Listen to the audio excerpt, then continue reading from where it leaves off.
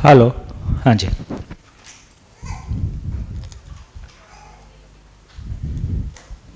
चलिए, तो कर्माभ्यास पूर्वक भौतिक समृद्धि, पेज नंबर 3, लास्ट लाइन। व्यवहाराभ्यास पूर्वक बौद्धिक समाधान, चिंतनाभ्यास और अनुभव पूर्वक परमानंद की निरंतरता है।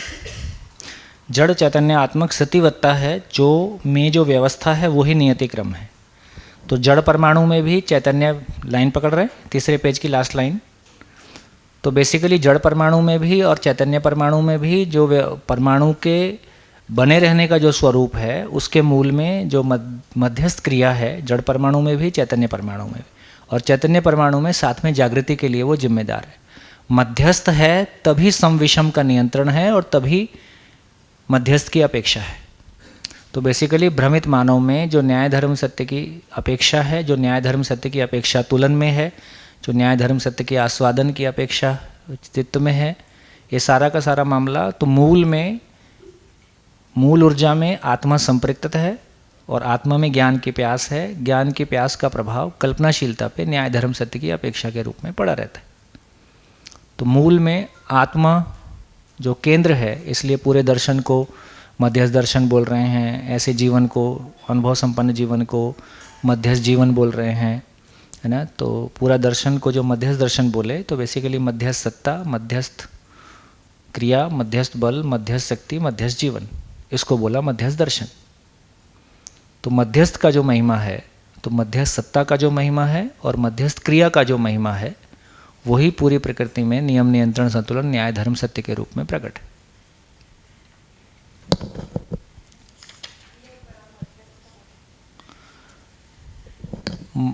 मध्यस्थ सत्ता, मध्यस्थ क्रिया, मध्यस्थ बल, मध्यस्थ शक्ति, मध्यस्थ जीवन बराबर मध्यस्थ दर्शन। शक्ति, मध्यस्थ जीवन,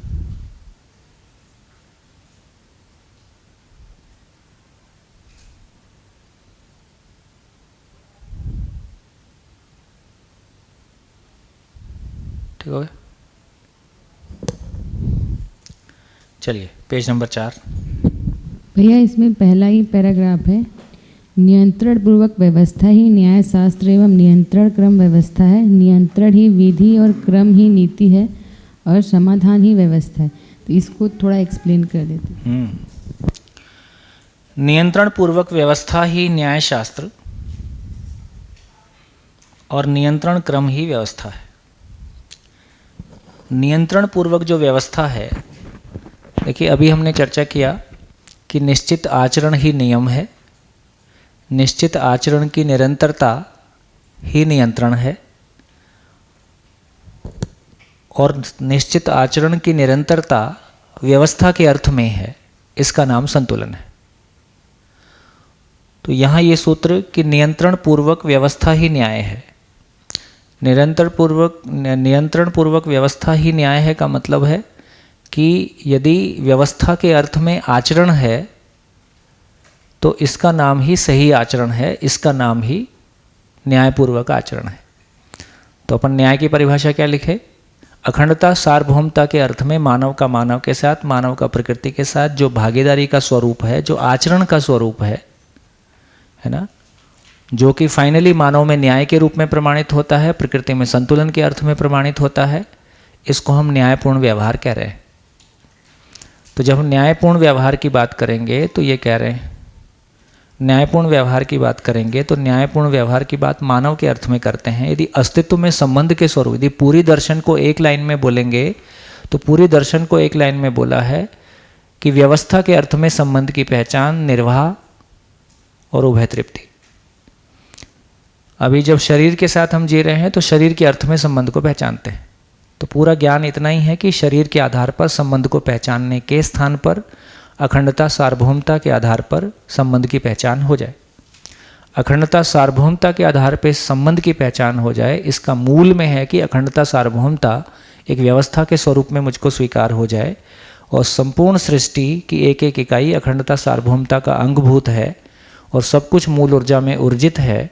इस आधार पर एक सूत्रता और उस आधार पर जो परस्पर संबंध है ना, उसको पहचानने के आधार पर, है ना, मानव का मानव के साथ और प्रकृति के साथ, तो व्यवस्था के अर्थ में अपनी भूमिका को पहचानना, उसका निर्वाह करना, इसका नाम न्याय है।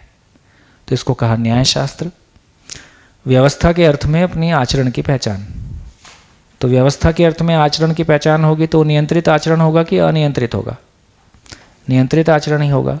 नियंत्रण का जो क्रम है उसको व्यवस्था कहा है।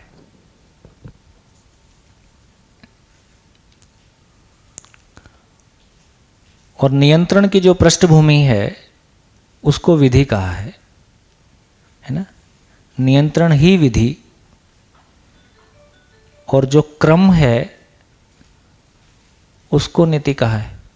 ये बालमुकुंद भाई, ये जो एक रीति नीति, ये 2-3 शब्द आते हैं, ध्यान में है? क्या बोलते हैं? रीति नीति, एक तो रीति और नीति में क्या फर्क है?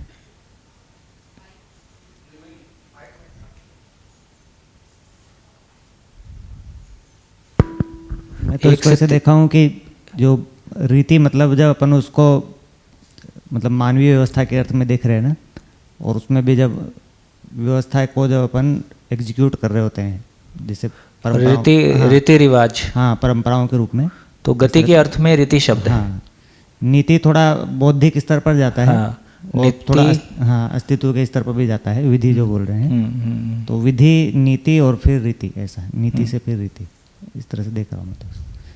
तो वो व्यवहारिक और सामाजिक अर्थ में जाता है रीति। हाँ, रीति वहीं से रीति रिवाज जुड़ता है। हाँ। ठीक हो गया।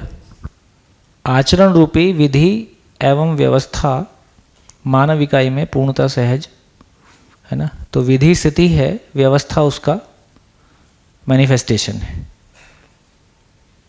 मतलब नियम जो है वो विधि हो गया और व्यवस्था उसका भौतिक स्वरूप हो गया।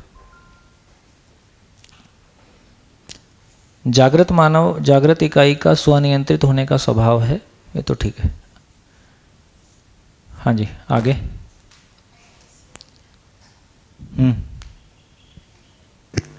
मतलब यहाँ पे नियंत्रण क्रम को व्यवस्था है भी बोल रहे हैं, और हाँ। नियंत्रण ही विधि और क्रम ही नीति है। हाँ, तो नीति को भी क्रम कहा जा रहा है और व्यवस्था में भी नियंत्रण क्रम कहा जा रहा है। देखो एक एक करके, ये तो नियंत्रण पूर्वक व्यवस्था ही न्याय शास्त्र, ये ठीक है। अब नियंत्रण का जो क्रम है, मतलब एक पूरी व्यवस्था है, उसमें कई सारे अंग अवयव हैं, उन सारे अंग अवयवों के निश्चित आचरण की निरंतरता, तो निश्चित आचरण की निरंतरता में भी एक क्रम है। वो जो क्रम है, वो सारे क्रम को एक साथ देखते हैं तो उसका नाम व्यवस्था है। उसको अपन व्यवस्था के रूप में पहचान रहे हैं। जैसे मान लो अपन गाड़ी की बात करें तो उसमें गियर बक्सा भी है, उसमें टायर भी है, उसमें है ना, सब बहुत सारी चीज़ें हैं, और सारी चीज़ों का एक कोई क्रम है। गियर यहाँ से बदलेगा तो वहाँ से वो कुछ हटेगा, वहाँ से वो कुछ आगे व्हील तक जाके ट्रांसफ़र करेगा, तो एक क्रम है। और सारे क्रम में हर इकाई अपने आचरण के साथ है और अपने आचरण की निरंतरता के साथ है। तो हर इकाई अपने आचरण के साथ है, आचरण की निरंतरता के साथ है। आचरण की निरंतरता व्यवस्था के अर्थ में है, तो सभी इकाइयाँ मानव नहीं है, वो सभी इकाइयाँ मानव है, तो सभी इकाइयाँ उसको न्याय को व्यक्त करती। इस क्रम को जब हम पहचानते हैं तो इसको हम एक व्यवस्था के रूप में देखते हैं। ठीक है। नियंत्रण ही विधि, ये जो बेसिकली नियंत्रण है वो क्या चीज़ है? निश्चित आचरण की निरंतरता। तो निश्चित आचरण की निरंतरता के मूल में व्यापक में संपृक्ततावश सह अस्तित्व नित्य वर्तमान नित्य प्रभावी, नित्य प्रभावी है, इसलिए उसकी आचरण की निरंतरता है। तो नित्य प्रभावी है कि मूल में जिसको हम कह रहे हैं, तो उसको हम किसी नियम के रूप में पहचान रहे हैं। तो बेसिकली विधि का वो मतलब है कि जो कि पूरा सॉफ्टवेयर पार्ट है ना, उसका जो क्रम है, उसमें एक जो क्रम है उसको नीति के रूप में पहचान रहे हैं। और जब क्रम का मैनिफेस्टेशन किसी व्यवस्था के रूप में होता है, उसी को हम रीति रिवाज के रूप में पहचान रहे हैं। तो मूल में वो कोई बौद्धिक स्थिति है, बौद्धिक स्थिति जब व्यवहार में आई तो उसको हम रीति रिवाज के रूप में पहचानते हैं। वो शब्द से हम बेहतर कनेक्ट कर पा रहे हैं। बाकी समाधान ही व्यवस्था है, वो तो ठीक है। हम व्यवस्था को देख पाते हैं, इसी का नाम समाधान है। हाँ जी, आगे चले। भैया इसी के नीचे नियंत्रण विहीन व्यवस्था नहीं है, बस। विकास एवं रास नियंत्रण पूर्वक ही है। बस। तो ये मानव में जो रास है, ये विकास तो समझ में आता है, लेकिन जो रास है ये नियंत्रण पूर्वक कैसे है? नहीं, जितने भी इकाइयां हैं सभी में हास और विकास है ही है। तो यदि उस सेंस में देखेंगे तो हास और विकास मानव में भी देख सकते हैं, और इकाई के परिवर्तन के रूप में भी हास को देख सकते हैं। इकाई नहीं रही, इकाई अभी है, इकाई नहीं रही, तो कोई एक समय तक यदि मानव को देखेंगे तो 25 साल तक उसमें सम, 20 साल तक सम वाला भाग ज़्यादा है, मध्यस्थ साथ में बना ही हुआ है, 30-35 के बाद, 35-40 के बाद विषम वाला भाग अधिक दिखाई देता है, और धीरे धीरे इकाई विरचित हो जाती। मूल में ये कह रहे हैं कि नियंत्रण विहीन व्यवस्था नहीं है।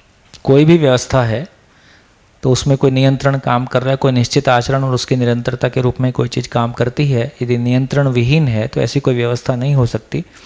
विकास और हास नियंत्रण पूर्वक ही है ना। विकास और हास दोनों ही नियंत्रण पूर्वक है, सम विषम क्रिया के रूप में।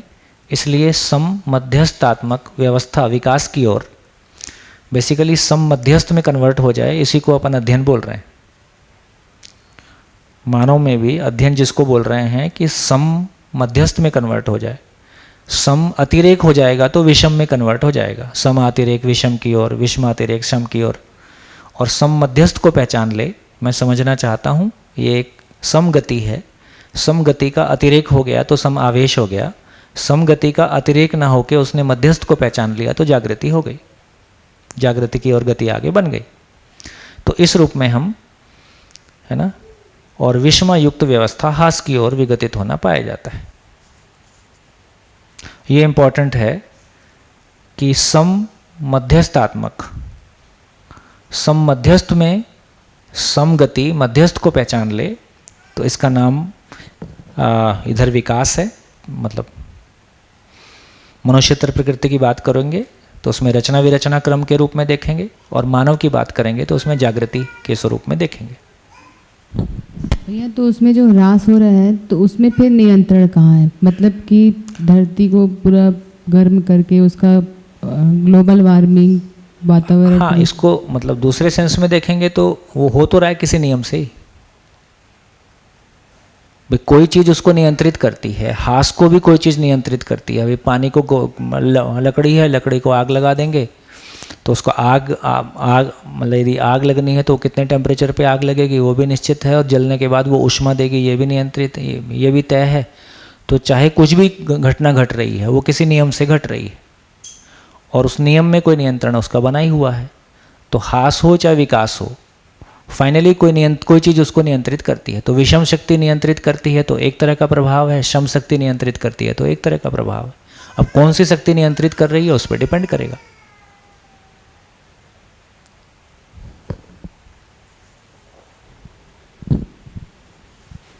भैया पूछो, ये नीचे में जो जड़ चेतनात्मक प्रकृति का अभिष्ट विकास क्रम विकास एवं जागृति क्रम जागृति पूर्णता ही है, इसलिए प्रत्येक इकाई का ह्रास व विकास एवं जागृति उसकी मौलिकता से प्रमाणित है।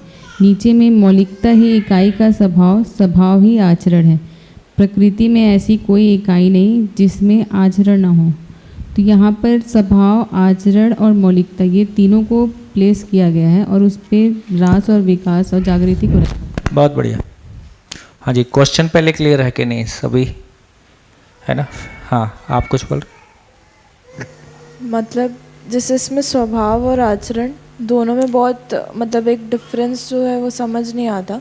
व्यवहार अगर जोड़े तो वो स्वभाव, आचरण, मौलिकता। हाँ, और व्यवहार अगर जैसे देखें तो वो एक व्यवहार स्पष्ट है कि मतलब जब परस्परता जुड़ता है तो उसमें व्यवहार आता है, लेकिन ये थोड़ा सा कंफ्यूज हो जाता है स्वभाव और आचरण। नहीं, कंफ्यूज मत हो। हाँ जी, सबके लिए। तो देखो, एक तो जब ये बोल रहे हैं, एक तो चीज़ बोल रहे हैं, मेरे को लगता है कि फिर उसमें धर्म भी जोड़ लेते हैं। धर्म, स्वभाव, मौलिकता, आचरण, व्यवहार, ये 5 शब्द हैं। जब धर्म बोल रहे हैं तो चारों अवस्थाएं अपने धर्म सहित हैं, इसमें कोई दिक्कत नहीं। जब स्वभाव बोल रहे हैं तो चारों अवस्थाएं अपने स्वभाव सहित हैं, इसमें कोई दिक्कत नहीं। जब व्यवहार बोल रहे हैं तो मानव और मानव की परस्परता को व्यवहार बोल रहे हैं, इसमें कोई दिक्कत नहीं है। और क्या बचा? आचरण जो बोल रहे हैं तो मूल्य, चरित्र और नैतिकता तीनों को एक साथ बोल रहे हैं तो उसको आचरण बोल रहे हैं। ठीक। अब बाकी बचा मौलिकता। मौलिकता समझने लायक है कि मौलिकता को ऐसा कहा गया कि जैसे प्राणावस्था में स्वभाव एक है, लेकिन हर पौधे की अपनी मौलिकता है। नीम नीमत्व के साथ है, बेल बेलत्व के साथ है, आम आमत्व के साथ है। अब आम के नीचे फिर उसकी 2200 प्रजातियां हैं। तो मौलिकता जाति के साथ है, स्वभाव और धर्म अवस्था के साथ है,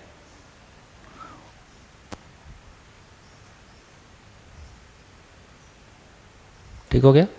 मौलिकता जाति के साथ है। फिर मौलिकता में भी अलग अलग गुण पाए जाएंगे। अब आम की 2200 वैरायटी में गुण अलग अलग हो सकते हैं, तो गुण की यह बात आएगी तो फिर और नीचे जाएगा। तो मूल में ये कह रहे हैं कि मौलिकता जाति के साथ, स्वभाव और धर्म अवस्था के साथ,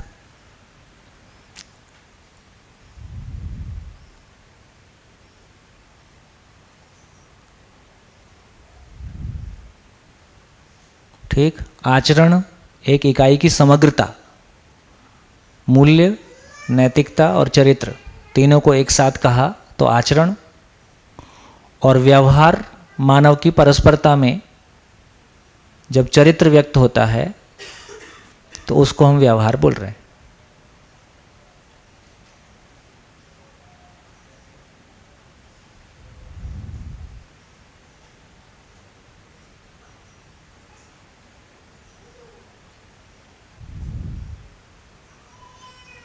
ठीक हो गया? है ना? आचरण एक इकाई का समग्रता, समग्रता मतलब होने और रहने का स्वरूप को आचरण बोल रहे हैं। तो मान लीजिए मूल्य, चरित्र, नैतिकता तीनों को एक साथ मानव की बात करेंगे तो ऐसा उसको आचरण बोला। आचरण का दूसरा परिभाषा व्यवस्था में भागीदारी ही आचरण है। व्यवस्था में भागीदारी को आचरण के स्वरूप में पहचाना। जब आचरण बोल रहे हैं तो व्यवहार उसमें शामिल है। इसलिए मोटे रूप में बोलते समय व्यवहार को अलग से नहीं बोलते, उसको आचरण ही बोल देते हैं।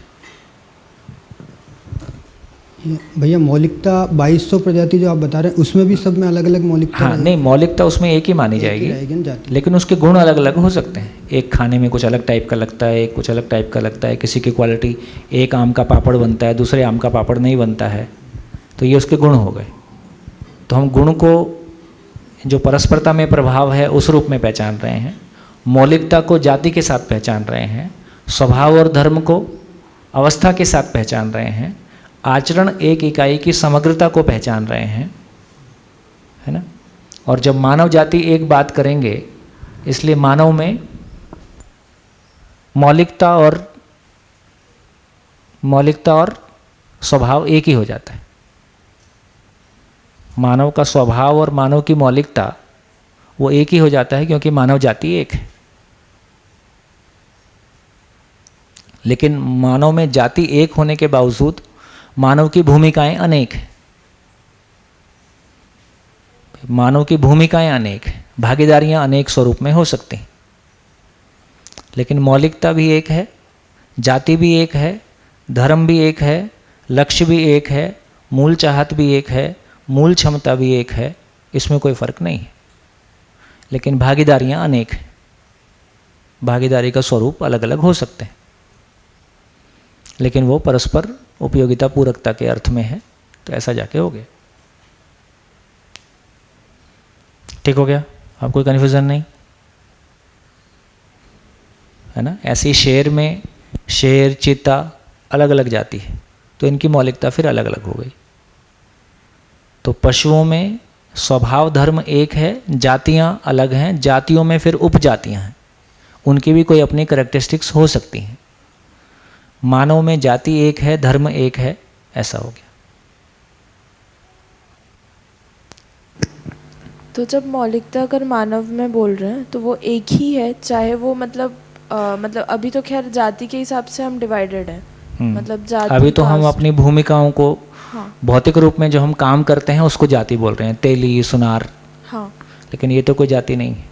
तो फिर अगर जैसे वो जागृत परंपरा में फिर वैसे वो जातियां वैसे मानव जाति नहीं रहेंगे, सिर्फ मानव रहेंगे। तो जाति का ज़्यादा देखो, जाति जब जाति एक बोल रहे हैं तो उसका क्या मतलब है, मानव धर्म एक बोल रहे हैं तो उसका क्या मतलब है, कौन बोलेगा? जब मानव धर्म एक बोल रहे हैं तो इसका क्या मतलब है, सुख धर्मी है। तो जब मानव धर्म एक बोल रहे हैं तो शरीर के बारे में बोल रहे हैं कि जीवन के बारे में बोल रहे हैं? जीवन की मौलिकता को व्यक्त कर रहे हैं। जब मानव जाति बोल रहे हैं तो किस चीज़ को बोल रहे हैं? शरीर को बोल रहे हैं। तो शरीर की मौलिकता क्या है? जीवन जागृति के लिए साधन है। तो धरती के सभी शरीर जीवन जागृति के लिए समान रूप से सक्षम साधन हैं, इसलिए सभी शरीर समान है। पर्पस को, उसका जो पर्पस है जीवन जागृति के लिए साधन है। तो काला शरीर, गोरा शरीर, स्त्री शरीर, पुरुष शरीर, है ना, जागृति के अर्थ में सब शरीर समान है। तो यहाँ पे आ गया मानव जाति एक है, शरीर का यही पर्पस है। पर्पस से जोड़ के नहीं देखेंगे तो जाति फिर अलग अलग दिखाई दे जाएगी, फिर सारे शरीर एक जैसे नहीं।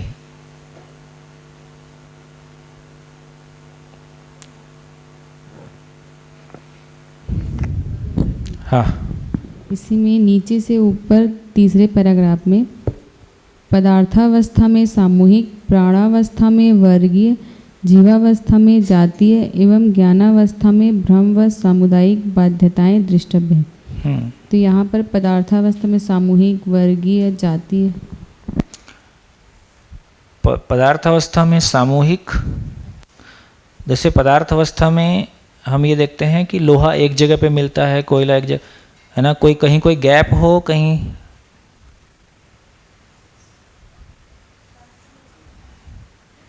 ठीक हो, कहीं भी ऐसा कोई चीज़ आए जो कि कहीं, देखो यही वो समय रहता है जब एक दूसरे को सुनने का मौका मिलता है, नहीं तो ऐसे सुनने का एक दूसरे का मौका मिलता नहीं है।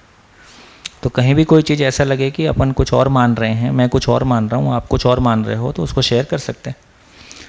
तो पदार्थ में सामूहिकता का मतलब है कि कोयला एक जगह मिल जाता है, लोहा एक जगह मिल जाता है, गोल्ड एक जगह मिल जाता है। तो सजातीय परमाणुओं में परस्पर पहचानने का एक स्वरूप बना हुआ है। उसी तरह से प्राणावस्था में भी कोई वर्ग हैं। वर्ग का मतलब है कि मोटे रूप में वर्ग मेरे ख्याल से जैसे फॉरेस्ट्री प्लांट्स हैं और दलहन है, तिलहन है, ऐसी एक तरह की चीज़ें हैं, है ना। जीवावस्था में जातियाँ एक रूप में, अलग अलग रूप में दिखाई देती हैं। मानवावस्था में भ्रमवश सामुदायिक बाध्यताएं एक तरह से दिखाई देती हैं। जैन, बौद्ध, ईसाई, हम अलग अलग अपनी सामुदायिक, है ना, उन चीज़ों के मान्यताओं के साथ दिखाई देते हैं। जागृति पूर्वक अखंडता सार्वभौमता सूत्र व्याख्यायित है। तो पदार्थ में सामूहिक होना, प्राणावस्था में वर्गीय होना, जीवावस्था में जातीय होना, ये सब प्रकृति सहज है, इसमें कोई गलती नहीं है, व्यवस्था के अर्थ में है। ज्ञानावस्था के मानव में भ्रमवश सामुदायिक बाध्यताएं होना, अपना पराया का जो भेद आता है, मतलब सारा मामला इतना ही है कि दर्शन को पढ़ते समय, दर्शन को समझते समय पूरी मानव जाति के प्रति मेरी स्वीकृति का भाव कैसा बनता है। अपने आप को कहीं जानने की भी ज़रूरत है ना, कि मेरी मानसिक स्थिति क्या है। तो बिना दर्शन का, जिसको हम पठन अध्ययन अभी कह रहे हैं, उसके बिना भी एक व्यक्ति की मनस्थिति बहुत अच्छी पाई जा सकती है, और एक व्यक्ति 6 महीने 2 साल का अध्ययन करके भी बहुत खराब स्थिति के साथ हो सकता है ना। ये तो हम सबकी अपनी पीछे की यात्रा से भी डिपेंड करता है। तो मानव को मैंने कैसा स्वीकारा है, अपने पराये की मेरी सीमा कहाँ से शुरू होती है ना, ये तो सब अपनी ही पीछे की यात्रा वश भी हम कोई स्थिति को पाते हैं, और वो एक दिन में बदलता नहीं है ना। पहले जैसे लोग मेरे को बोलते थे कि यहाँ शादी करना है तो जीवन विद्या की लड़की मिल जाए, मैं बिल्कुल भ्रम में मत रहना।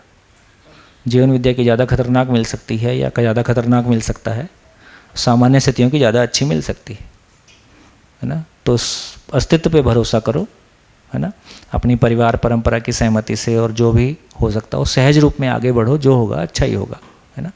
तो ऐसा करके कोई भाषा बदल जाने से हमारा चित्त नहीं बदल जा रहा है। विद्या में जो अच्छी बात है, सबसे प्रभावशाली बात है कि भाषा पे तुरंत इम्पैक्ट आता है, हमारे विचार में कोई चेंज आता है नो डाउट। लेकिन इसके बावजूद भी जो हमारी बाध्यताएं हैं, जो भी पूर्वाभ्यास और पूर्वाग्रह है, वो कोई गहरी चीज़ है। ये तब समझ में आता है जब उस यात्रा में मेरी यात्रा चालू हो जाती है और मेरे चाहने के बावजूद चीज़ें नहीं बदल रही होती और एक लंबा समय उसमें लगता है। तो चित्त का बदलना एक अलग लेवल का काम है। भाषा का, शब्दों का बदलना एक लेवल का काम है, वो भी इम्पॉर्टेंट है। तो एक समय है कि मेरी भाषा बदल जाएगी, एक समय है कि मेरा चित्त बदल जाएगा, और एक समय है कि फाइनली बुद्धि अनुभव को पहचानेगा। चलिए, जागृत मानव में अखंडता ही समाजिकता है। ये हाँ, इसमें क्या है, अच्छा ही है। जागृत मानव में अखंडता ही सामाजिकता है। तो क्या चीज़ की अखंडता को अनुभव कर पाना? धरती अखंड है, इस बात का अनुभव हो पाना। व्यापक वस्तु अखंड है, इसका अनुभव हो पाना। व्यापक वस्तु में ये पूरी सृष्टि अखंड है, ये अपने अनुभव में आ जाना, है ना। फिर वो भेद ही ऐसा नहीं रहेगा। तो जागृत मानव में अखंडता ही सामाजिकता है। यदि मैं व्यक्तित्व के रूप में खंडित हूँ, है ना, मैं सोचता कुछ और हूँ, चाहता कुछ और हूँ, बोलता कुछ और हूँ, होता कुछ और ही है, तो इसका मतलब है कि मैं जितना शरीर के ज़्यादा नज़दीक हूँ, जितना मैंने ज़्यादा शरीर माना हुआ है, उतना ही शरीर के साथ में रुचि अरुचि, प्रिय अप्रिय, उसी के आधार पे मैं स्वयं में भी खंडित हूँ। मेरे अपने शरीर को भी मैंने किस अर्थ में स्वीकारा है कि नहीं स्वीकारा है, तो मैं अपने शरीर में भी किन्हीं कमियों को देख सकता हूँ। मैं अपने जीवन में भी, अपने आचरण में भी किन्हीं अयोग्यताओं को पा सकता हूँ। और मैं स्वयं में विश्वास में कमी के साथ हूँ, तो दूसरों को भी दूसरे में कमियों को पाके मेरे को बड़ा राहत मिलता है। दूसरे में कोई अच्छाई है तो मेरे को बहुत भारी पड़ती है, यदि मैं स्वयं में विश्वास में कमी के साथ हूँ और उसी जागृति के पैड पे नहीं आया हूँ, तो मैं दूसरे की अच्छाई को पचा नहीं पाता, क्योंकि उसकी अच्छाई मेरे अस्तित्व पे संकट बनती है।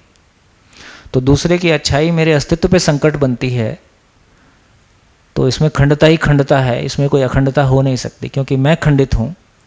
ऐसे परंपरा में बोला भी गया है, कथनी करनी एक का मतलब है कि मैं अपने में खंडित ना हूँ। मोटे रूप में इसको ऐसा बोला गया। मूल में जाएंगे तो सहअस्तित्व है, और सहअस्तित्व नित्य वर्तमान है, नित्य प्रभावशाली है ना। वहाँ जाएंगे तो वहाँ कोई खंड नहीं है, वहाँ धरती भी खंड नहीं है। उस रूप में देखेंगे, व्यवस्था रूप में पूरा ब्रह्मांड कोई एक व्यवस्था का स्वरूप है। जैसे हमारे शरीर में भी किडनी अलग है, चीज़ें अलग हैं, लेकिन व्यवस्था के स्वरूप में कोई एक व्यवस्था का स्वरूप है। तो उसी रूप में पूरे ब्रह्मांड में देखेंगे तो सब कुछ व्यवस्था का एक स्वरूप है, उनका आपस में कोई संबंध है। उस संबंध के मूल में जाएंगे तो व्यापक वस्तु का कोई महिमा है। तो व्यापक वस्तु सहअस्तित्व के स्वरूप में कैसे महिमा व्यक्त होती है, उस स्वरूप में धरती एक है, उस स्वरूप में ये पूरा ब्रह्मांड कोई एक व्यवस्था है, उस स्वरूप में व्यापक वस्तु अपने आप में कोई सुखप्रद वस्तु है। और व्यापक वस्तु का जो भी महिमा हम चारों तरफ से ढूंढे, उसके हिसाब से ये समझ में आ गया कि सब कुछ आपस में जुड़ा हुआ है, संबंधित है, अखंड हो गया।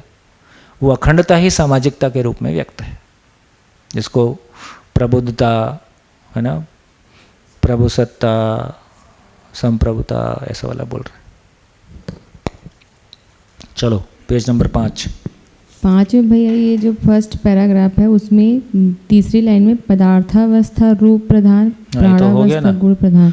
नहीं तो ये एग्जाम्पल से समझना है, क्योंकि ये चीज एग्जाम्पल से समझना है। देखो, एक तो ये समझने है कि ये पूरा दर्शन अस्तित्व मूलक मानव केंद्रित है। फिर पदार्थ अवस्था को तो अध्ययन से कोई मतलब नहीं है। तो पदार्थ अवस्था का अध्ययन करना है तो मानव को करना है, जीव का करना है तो मानव को करना है, और मानव को अपने जीने के लिए करना है। तो मेरे को पदार्थ अवस्था के साथ जीना है तो कैसा जीना होगा? तो गेट 6-4 का है तो उसके दरवाज़ा 6-4 के हिसाब से बनेगा, वो रूप प्रधान है। तो पदार्थ अवस्था में सारा जो मानव का पदार्थ अवस्था के साथ में जीने का स्वरूप है, तो मानव को पदार्थ अवस्था के रूप को पहचान के जितनी भी मैकेनिकल इंजीनियरिंग है, जितनी भी तरह का हमारा भौतिक सारे रचना क्रियाकलाप हैं, सब में मूलतः वो रूप के साथ कोई चीज़ें फिट हो रही हैं। ये रूप ऐसा ही बना रहे, उसके लिए लोहे की स्ट्रेंथ कितनी होगी, मैं रूप के लिए गुण को पहचान रहा हूँ। पदार्थ अवस्था में कैसे पहचान रहे हैं? हमको ये कमरा चाहिए जिसकी छत 10 फीट ऊंची छत रहे, 11 फीट ऊंची छत रहे, और इसमें बीच में कोई पिलर नहीं हो। तो क्या पहचाना? रूप पहचाना। रूप के लिए फिर लोहे के गुण को पहचान रहे। तो पदार्थ अवस्था के साथ मानव जीता है तो उसके रूप के साथ में जीता है। फिर कुछ भी एग्जाम्पल ले लो, खेत में ट्रैक्टर जोतना है तो वो भी किसी रूप के साथ काम करता है, कोई भी मशीन ले लो, प्याज काटनी है तो भी किसी रूप के साथ काम करता है। तो फाइनली मानव पदार्थ अवस्था के साथ जीता है तो रूप प्रधान विधि से जीता है। बोलिए।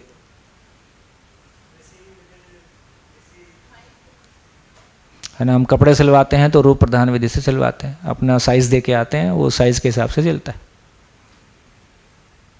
ये वाली बात तो काफ़ी मतलब वैसे मुझे ऐसा लग रहा है ना कि जैसे हम लोग जैसे किसी चीज़ को पदार्थ अवस्था में पहचानना निर्वाह करना जैसे होता है, तो उसमें हम लोग जैसे अभी बताया जा रहा था कि संकेत भैया जब पढ़ा रहे थे तो हमें किसी का समग्र व्यवस्था को ध्यान में रखकर ही मतलब कुछ करना है। तो जैसे बिजली हम लोग पैदा कर रहे हैं तो उसमें किसी एक पदार्थ को आवेशित करके कर रहे हैं, तो आवेशित ना करना मतलब वो नेचुरल नहीं है, हम लोग अननेचुरल काम करें तो ऐसे व्यवहार करना नहीं होता। ठीक है, देखो जब बिजली पैदा करने की बात कर रहे हैं तो वो कोई फिर यदि हमारे पास जो आया वो प्रभाव आया, भौतिक वस्तु नहीं आई। जब प्रभाव के साथ जी रहे हैं तो गुण के साथ जीना पड़ेगा। थोड़ा सा एग्जाम्पल बदल गया हो। तो ऐसे यदि हम भौतिक वस्तुओं के साथ जब हम जी रहे हैं, आकार आयतन घन, भौतिक वस्तु के बारे में ऐसा बोला, आकार आयतन घन के साथ जीना है तो हमको आकार आयतन घन ही पहचानना, रूप ही पहचानना पड़ेगा। फिर ठीक है, वो रूप अपने घर तो बना लिया, वो अपने जीवन जागृति का पता नहीं है तो रूप क्या करेगा, कुल मिला के गोल गोल घूमेगा। तो चाहे हम जिंदा रहने की बात करें, यदि हम समझ की बात करेंगे तो जिंदा रहने के अर्थ में एक हमारी समझ है, तो जिंदा रहने के अर्थ में हमारी समझ बनी है, जीने के अर्थ में हमारी समझ बनना अभी शेष है। लेकिन जिंदा रहने के अर्थ में भी हम कैसे जिंदा रह पाए, अभी जागृति को छोड़ दो, हम जिंदा रहने के अर्थ में भी इसलिए जिंदा रह पा रहे हैं क्योंकि हम रूप के साथ जीना सीख लिए हैं। तो कम से कम जिंदा रहना प्रमाणित हुआ। रूप के साथ जीना नहीं आता तो हम ये मकान, कपड़े, है ना, गाड़ियाँ, ये सब कुछ नहीं बना पाते। तो कम से कम रूप प्रधान विधि की बात हो गई। प्राणावस्था के साथ जीते हैं तो ये नहीं देखते हैं कि गोभी हरी होगी, आजकल वो भी देखने लगे हैं हालांकि, है ना, वो पागलपन तो कहीं तक भी जा सकता है। लेकिन हम प्राणावस्था के साथ जीते हैं तो उसके गुण के साथ जीते हैं, उसके गुण के लिए उसको यूज़ करते हैं, भौतिक वस्तु को उसके रूप के लिए इस्तेमाल करते हैं। जीवावस्था के साथ जीते हैं तो उसके स्वभाव के साथ जिएंगे। इसलिए फिर ये समझ में आ जाता है कि कुत्ता अच्छा लगता है तो ये भी रूप के साथ जी रहे हैं। मैंने कुत्ता क्यों पाला? क्योंकि मेरे को उसका रूप अच्छा लगता है। तो जबकि उसके स्वभाव के साथ में जीना है। स्वभाव की कोई उपयोगिता है ना, तो गुण की उपयोगिता ही स्वभाव है, उपयोगिता नहीं है तो वो फिर भ्रम के घेरे में आ जाएगा। तो फिर सारी चीज़ें तय होने लगेंगी कि हम क्यों किसके साथ, मानव के साथ में जीना है तो हम धर्म के साथ ही जी सकते हैं। हम नहीं जी पा रहे हैं क्योंकि अपने धर्म को नहीं पहचाने, हम सुख को नहीं पहचाने हैं, इसलिए हम अपने धर्म के साथ नहीं हैं, इसलिए हम अपने भाव और विचार में अव्यवस्था है। एक अव्यवस्थित आदमी दूसरे अव्यवस्थित आदमी के साथ में जो करना वो करेगा। हाँ जी, नेक्स्ट। इसमें है पेज नंबर 5। इसमें जो नीचे की लाइन है, हाँ। जो जिसको प्रकट करता है उसमें उसके स्वागत अर्थात ग्रहण करने की क्षमता रहती है। तो ये जब प्रकट करने की बात कर रहे हैं तो प्रकट कर रहे हैं उसके बाद उसको ग्रहण वापस करना, मतलब ये थोड़ा कनेक्ट नहीं हो पा रहा। दोनों सूत्र है, जो जिसके पास है वो उसको बांटता ही है और जो जिसको बांटता है उसके पास आ जाता है। ज्ञान बांटना शुरू करो तो अपने में दिखाई देगा ये सारा गैप है बहुत, और दूसरा भी पकड़ लेगा।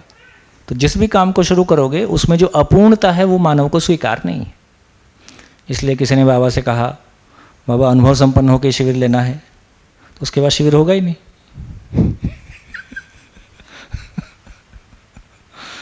तो इसका मतलब ये हुआ कि क्या करना है, तो कम से कम सूचना हम ठीक दे पा रहे हैं इसको सुनिश्चित कर लें। तो जब तक अनुभव नहीं है अपनी सूचना के लिए हम खुले रहें। मैं कोई सूचना दे रहा हूँ, वो सूचना मेरे मानने में हो सकती है, मुझको पता ना हो, ऐसा हो ही सकता है। इतने खुलेपन के साथ हम सूचना को शेयर करेंगे तो सूचना का क्रॉस चेक हो जाएगा कोई शंका खड़ी करेगा, कोई क्वेश्चन पूछेगा तो मेरे को अपने गैप का पता चलेगा। बाकी जो कम ज़्यादा होगा वो अनुभव संपन्न व्यक्ति ठीक कर देगा, आगे पीछे। और फालतू चर्चा करने से ही चर्चा करना ज़्यादा अच्छा है। तो इसका मतलब है कि जो जिस चीज़ को प्रकट करता है, अभी आपने दर्शन को प्रकट करना शुरू किया, तो दर्शन को प्रकट करना शुरू किया का मतलब है कि आपने उसको स्वीकारा है, का मतलब है कि आपकी कोई पात्रता बनी है, का मतलब है कि कोई अधूरापन साथ में है ही, का मतलब है कि आप उसको स्वीकारोगे ही। जिसने व्यवहार को भी वरीयता नहीं दिया है वो व्यवहार की तरफ अभी का ध्यान ही कम जाएगा। यदि व्यवहार में हमारा ध्यान जाने लगा तो उसके हिसाब से, है ना, तो चिंतनाभ्यास के रूप में भी, तो यदि हमने कोई चीज़ पे सोचना शुरू किया है और उस पर हमारा अधूरापन बन रहा है तो उसको ग्रहण, तो जिस चीज़ पे हमने काम करना शुरू किया है इसका मतलब है कि कोई अधिकार बना है और अभी अधूरापन है तो वो मेरी स्वीकृति है कि मुझको ग्रहण करना है, तो मैं उससे सुपात्र हो जाता हूँ, तो उसको ग्रहण करने की भी मेरी क्षमता रहती। और दूसरा यदि उसको करता है ना, तो यदि मैं बोध से व्यक्त होता हूँ तो मैं व्यक्ति को अलग तरीके से पहचानता हूँ, मैं श्रवण से व्यक्त होता हूँ तो अलग लेवल से पहचानता हूँ, यदि मैं बोध से व्यक्त होता हूँ तो मेरे पहचानने का तरीका अलग हो जाता है, तो मैं ग्रहण अलग तरीके से करता हूँ, वस्तु वही रहता है।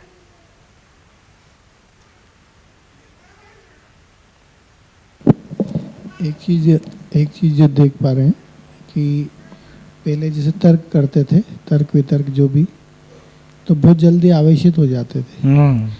अभी वो टाइम ड्यूरेशन बढ़ा है लेकिन अभी भी आवेशित हो जाते हैं, लेकिन टाइम ड्यूरेशन बढ़ गया, काफ़ी बढ़ गया। इसका इतना ही मतलब है कि मानव लक्ष्य स्वीकार नहीं हुआ है। मानव लक्ष्य स्वीकार होने के बाद इतना बड़ा पहाड़ सामने है, मेरे आवेशित होने का इतना ही मतलब है कि मेरी पहचान हर्ट हुई है। मेरी पहचान जब तक हर्ट नहीं हो तब तक मैं आवेशित नहीं होऊंगा।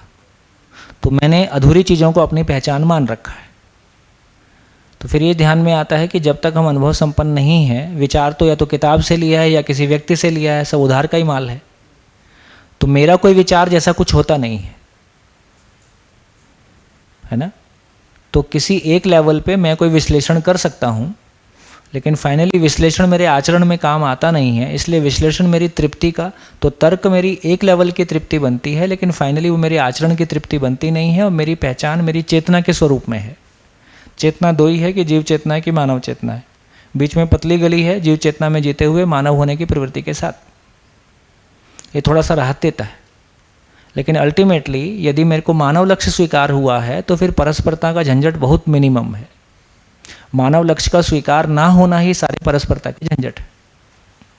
कि आप कोई ऐसा आचरण करोगे जो मेरे को स्वीकार नहीं होगा, ठीक है यार, आप करो, आप अपने को जो करना है करो, ठीक है, मैं उससे मैं आपके साथ में दूरी बना सकता हूँ या मैं उसको पॉजिटिवली हैंडल कर सकता हूँ, जैसे मेरी योग्यता होगी करूँगा, लेकिन मैं मेरी गति नहीं रोकूंगा। आपकी वजह से मैं मेरी गति रोकता हूँ तो दूसरे के हास पक्ष से प्रभावित होना और अपनी गति रोकना और प्रतिक्रिया में जाना, ये अपनी गति रोकने का काम नहीं है। ऐसा दर्शन ऐसा कहता है। देखो दर्शन ये कहता है कि किसी के हास पक्ष को पहचानते हुए भी उसके प्रति भाव ना बिगड़े, और उसके लिए हम हास पक्ष को पहचानते हुए भी उसको पचा लें और पॉजिटिवली प्रस्तुत हो पाए। तो वो एक अलग लेवल की स्थिति है। फिर सामने वाला जिसका हास पक्ष है, यदि हम कोई ऊंची स्थिति में बैठे हैं, या तो मैं नीची स्थिति में बैठा हूं तो सामने वाला मेरे को सुनने के लिए तैयार नहीं है, फिर सामने वाला नहीं मानता है कि यार मैं तुमसे सुनना चाहता हूं, मुझसे सुनना ही नहीं चाहता, तो मेरा सुनने का कोई वैसे भी अधिकार नहीं बनता है। और यदि वो मुझको अपने से ऊंची स्थिति में मानता है तो मैं फिर बात की ही जा सकती है। तो यदि ऊंची स्थिति में मानता हूँ, मैं ऊंची स्थिति में हूँ तो मैं प्रभावित होऊंगा ही नहीं, और यदि नीची स्थिति में हूँ और प्रभावित होता हूँ तो मेरी गति रुकती है और कर मैं कुछ सकता नहीं। तो मैं ये तो कर सकता हूँ कि प्रभावित ना हूँ और अपनी गति बनाए रखूँ, और आवश्यकता होने से कभी मौका मिलेगा तब बात करेंगे। ये मतलब प्रभावित जैसे होते तो एक चेक पॉइंट लगा लेने का वहाँ पे। हाँ, प्रभावित होते हैं तो अपनी स्थिति का पता चलता है। बस घटनाएं, सारी घटनाएं मेरी स्थिति का आईना है। चाहे शनि की 7.5 आए, चाहे घर में पत्नी कुछ कहे या पति कुछ कहे, कि बच्चे कुछ कहें या मित्र कुछ कहें, या देश में कुछ घटता हो, राजनीति में कुछ घटता हो, हर एक का संवेदनशीलता का पॉइंट अलग अलग है। कोई सामाजिकता से इतना पीड़ित हो सकता है जितना घर के उससे कोई पीड़ित उतना पीड़ित नहीं होता है। किसी के लिए घर के दुख उतने बड़े दुख नहीं हैं जितने बड़े उसके लिए समाज के दुख हैं। किसी के लिए ग्लोबल वार्मिंग इतना बड़ा इशू हो सकता है कि उसको नींद नहीं आ रही होगी, हमको बढ़िया नींद आती। तो कुल मिला के अपना संवेदनशीलता का पॉइंट किसका कहाँ पे है उस पर निर्भर करता है। इससे उसकी चेतना के विस्तार का भी पता चलता है। कोई ग्लोबल वार्मिंग पे इतना पीड़ित हो सकता है तो कम से कम ये समझ में आता है कि उसकी चेतना का विस्तार तो हो गया है। तो संवेदनशीलता किस लेवल की है? एक संवेदनशीलता माँ बाप में मोहवश है। मोहवश संवेदनशीलता पशुओं में भी होती है, लेकिन मानव की संवेदनशीलता और पशु की संवेदनशीलता में फर्क है ना। पशु किसी सीमा तक संवेदनशीलता को पहचानता है। मानव जिनके साथ खून का रिश्ता नहीं भी है उनके लिए भी अपना तन मन धन लगा देता है और आजीवन लगाए रहता है। ये मानव की संवेदनशीलता की पराकाष्ठा है। तो मानव की संवेदनशीलता समझ में आती। तो बेसिकली जिसको जीव चेतना मानव चेतना बोल रहे हैं, शरीर की सीमा में जीना जीव चेतना है और अपनी चेतना का विस्तार हो जाना, चाहे वो जड़ संसार में ही हुआ है। भाई यदि बहुत शुद्ध रूप में हम देखें तो धरती बचाओ, गाय बचाओ, है ना, जितना भी ये फैल के कार्यक्रम है ये मिनिमम या तो हित दृष्टि से कहीं से आता है। तो कुल मिला के आपकी चेतना आपके परिवार की सीमा से बाहर तो निकली है, तो उसको भी हम कैसे अप्रिशिएट करें। अभी तक हमारा थोड़ा ब्लैक एंड वाइट हो जाता है, नहीं होता है तो अच्छी बात है। कोई जागृति के अर्थ में लगा है काम का है और कोई सेवा में लगा है बेकार आदमी, भ्रमित आदमी। तो मुझको लगा है जो सेवा में लगा है उसको मैं अप्रिशिएट कर पाए। और मैं जागृति में लगा हूँ इसलिए मैं श्रेष्ठ हूँ और दूसरा नेष्ठ है, ऐसा यदि अपने में कोई आकलन आता है तो ये अपने में इच्छा बंधन कहें या अपने में कहें हम श्रेष्ठ नहीं हैं, क्योंकि अभी भी कंपैरिजन ही चलता है ना। यदि उपयोगिता पूरकता से विधि देखने की बात होगी तो मैं दूसरे की निष्ठा को, दूसरे के अच्छे कार्यों को अप्रिशिएट करूंगा। मैं इसमें क्या मदद कर सकता हूं या कम से कम अप्रिशिएट तो करूंगा। लोगों के काम करने को देखोगे समाज में निकल के तो देखने लायक है। कैसे लोग लाइफ टाइम इन्वेस्टमेंट करते हैं किसी भी क्षेत्र में, तो कोई तो उनकी चेतना है। ठीक है, वो मान लो कोई पहचान के अर्थ में कर रहा होगा तो भी कोई बुरी बात नहीं। दर्शन में भी दो कैटेगरी आपको मिलेगी ही, हमेशा वो रहेगा। एक वर्ग वो होगा जो दर्शन को यूज करके स्वयं को स्थापित करेगा, एक वर्ग वो होगा जो दर्शन को स्थापित करने के लिए अपना तन मन धन लगाएगा। जो आज दर्शन को यूज करके अपने में स्थापित होने की कोशिश कर रहा है, कल वो दर्शन को स्थापित करने में अपना तन मन धन लगाएगा ही। एक पॉइंट के बाद वो कन्वर्जन आएगा, क्योंकि जो जिस जगह में खड़ा है पहले उसको भरेगा ही। तो कोई दर्शन को बोल के पैसा कमा लेता है, मेरे को इसमें कोई खराब नहीं लगता है।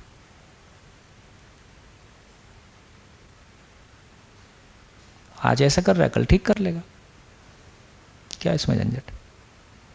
हाँ, आपका बड़ी रेखा इतनी लंबी हो कि लोग ये पहचानते रहें कि हाँ दर्शन बोल के कोई पैसा कमा रहा है, इसका मतलब ये दर्शन नहीं है। ये मैसेज लोगों में बना रहे, उसके लिए क्या करना है वो करना हमारा काम है। तो देश भर में मध्य दर्शन जीवन विद्या कोई चीज़ है जिसमें लोग उपकार विधि से अपने परिवार के सामर्थ्य के साथ में लगे रहते हैं, है ना। ये मैसेज जितना विस्तार पा जाएगा उतना ही गलती करने का स्कोप कम हो जाएगा। तो मानव गलती करने का अधिकार लेकर पैदा हुआ है तो उसको गलती करने से रोका नहीं जा सकता। और ये उसकी यात्रा का पार्ट है। तो यात्रा के पार्ट को हम नकार नहीं सकते।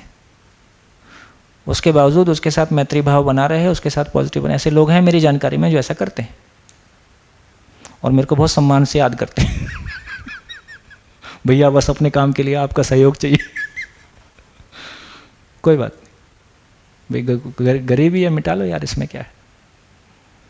बड़ी छाया में छोटे छोटे काम हो ही जाते हैं।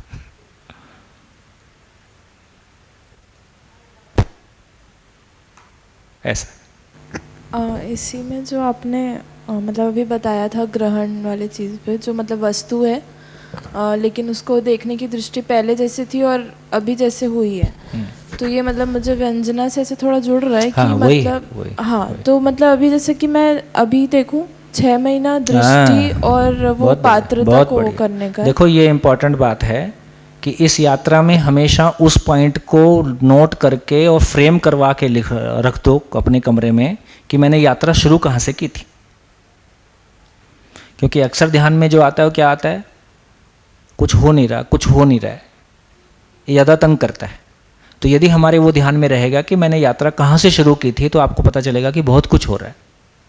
विद्या में मैंने ये कॉमन लाइन देखी है कि आपने कितने घंटे का श्रम किया है, जो रिजल्ट है हमेशा उससे ज़्यादा है, क्योंकि ये प्रकृति सहज काम है। जितना हम श्रम कर रहे हैं, प्रकृति का योगदान उसमें बना ही रहता है, क्योंकि वो प्रकृति के अनुकूल बहने की बात है, सहस्तित्व के अनुरूप होने की बात है। जब सहस्तित्व के अनुरूप होने की बात है तो सहस्तित्व में जो योग संयोग है वो हमारे साथ जुड़ जाता है, तो हमेशा रिजल्ट ज़्यादा ही रहेगा। ऐसा ही है, कितने घंटे मैंने लगाए और क्या रिजल्ट है उसको हम देख सकते हैं, लेकिन देखना कहाँ से होगा, मैंने शुरू कहाँ से किया था वहाँ से। तो क्या नहीं हुआ है को देखने की बजाय क्या हुआ है उसको देखने का एंगल रहे, और मेरे अंदर क्या नेगेटिविटी है को देखने की बजाय मेरे अंदर क्या पॉजिटिविटी और होना, अनुमान क्षमता, मैं जहाँ खड़ा हूँ उससे आगे अनुमान क्षमता कैसे काम करेगी। इसी रूप में जो नहीं है उसको देखने की बजाय जो है, मेरे लिए लोगों ने क्या नहीं किया है की बजाय लोगों ने मेरे लिए क्या किया है, सकारात्मक। इसलिए कल 3 मुद्दों पर चर्चा अपन किए, क्षमा, कृतज्ञता और सकारात्मकता। यदि बहुत व्यावहारिक रूप में देखें तो ये 3 के साथ हम हमेशा चल रहे हैं। मेरा जो स्टेट ऑफ माइंड है, मैं किस स्टेट ऑफ माइंड के साथ में आदमी से बात करता हूँ, किस स्टेट ऑफ माइंड के साथ में मैं किताब पढ़ता हूँ, किस स्टेट ऑफ माइंड के साथ में मैं अपनी जर्नी कर रहा हूँ, यदि वो स्टेट ऑफ माइंड पे मेरा ध्यान नहीं है तो दर्शन कितना भी पढ़ो वो किताब पढ़ने जैसा होकर रह जाता है। भाषा बदल सकती है, भाव बदलना मुश्किल है। तो यदि उसमें मेरा ध्यान बना हुआ है तो मेरे लिए कंटिन्यूअसली जीवन अपने आप में हर क्षण कोई वस्तु है, और जीवन हर अपने आप में जो परिमार्जन की हम बात कर रहे हैं वो परिमार्जन होने के लिए मैं जो प्रयास कर रहा हूँ वो परिमार्जन होने के अर्थ में कैसे जुड़ता है। अभी मेरा वर्तमान प्रयास किस अर्थ में है और मेरे भावी प्रयास किस अर्थ में होंगे। तो यात्रा के रूप में बता दिया कि एक यात्रा शब्द से अर्थ की है, दूसरी यात्रा अर्थ से वास्तविकता की है, और 2 नहीं है, पैरेलल हो ही सकता है। तो एक यात्रा में समझ में आ गया कि एक यात्रा में लॉजिक प्रधान है, तर्क प्रधान है, सुनना प्रधान है ना, और एक यात्रा के बाद में उसको अस्तित्व में देखना प्रधान है। जैसी आवश्यकता होगी उसके अनुसार उपलब्धि है। तो मैं अब देख सकता हूं कि मैं अपनी यात्रा में कहाँ पे खड़ा हूं। जीवन क्रिया के रूप में देख सकते हैं, फल परिणाम के रूप में देख सकते हैं। हाँ जी। इसमें फिर जैसे कि अभी दृष्टि और पात्रता की बात हुई, लेकिन फिर जब अभ्यास बोलेंगे हम तो अभ्यास वो दृष्टि पात्रता के साथ साथ ही होगा या फिर वो पूरी? हाँ, दृष्टि पात्रता के साथ ही होगा, और मानव लक्ष्य के अर्थ में जितनी मानव लक्ष्य का स्वीकृति जितना गहरा हो जाएगा, मानव लक्ष्य मेरे लिए एक रेफरेंस है और मेरी वर्तमान स्थिति एक रेफरेंस है, और वर्तमान स्थिति से पूर्णता तक पहुंचने के लिए अभ्यास है। तो जब तक 2 छोर को मैंने नहीं पहचाना है, मेरी वर्तमान स्थिति को पहचान के रखना, लक्ष्य को पहचान के रखना, लक्ष्य के अर्थ में अगले अनुमान को पहचान के रखना, अगले अनुमान तक पहुंचने के लिए अभ्यास है। टॉर्च में कितना दिखाई देता है ना, यहाँ से बैठ के रायपुर दिखाई नहीं देता है, लेकिन टॉर्च में उतनी दूर दिखाई देता है जितनी दूर मेरे को अभी चलना है। वहाँ तक पहुँचता हूँ तो अगला दिख जाता है, यात्रा पूरी हो जाती। तो अभी मैं जहाँ खड़ा हूँ वहाँ से मेरे को कितना दिखाई देता है, वो उतना ही दिखाई देता है जितना मेरा अनुमान होता है। अनुमान के अर्थ में दिखता है, अनुमान नहीं है तो नहीं दिखता है। अनुमान के लिए क्या जरूरी है? वर्तमान स्थिति का क्लैरिटी हो और लक्ष्य का क्लैरिटी हो। उसके लिए क्या? 12 पुस्तक घोट के पी जाओ।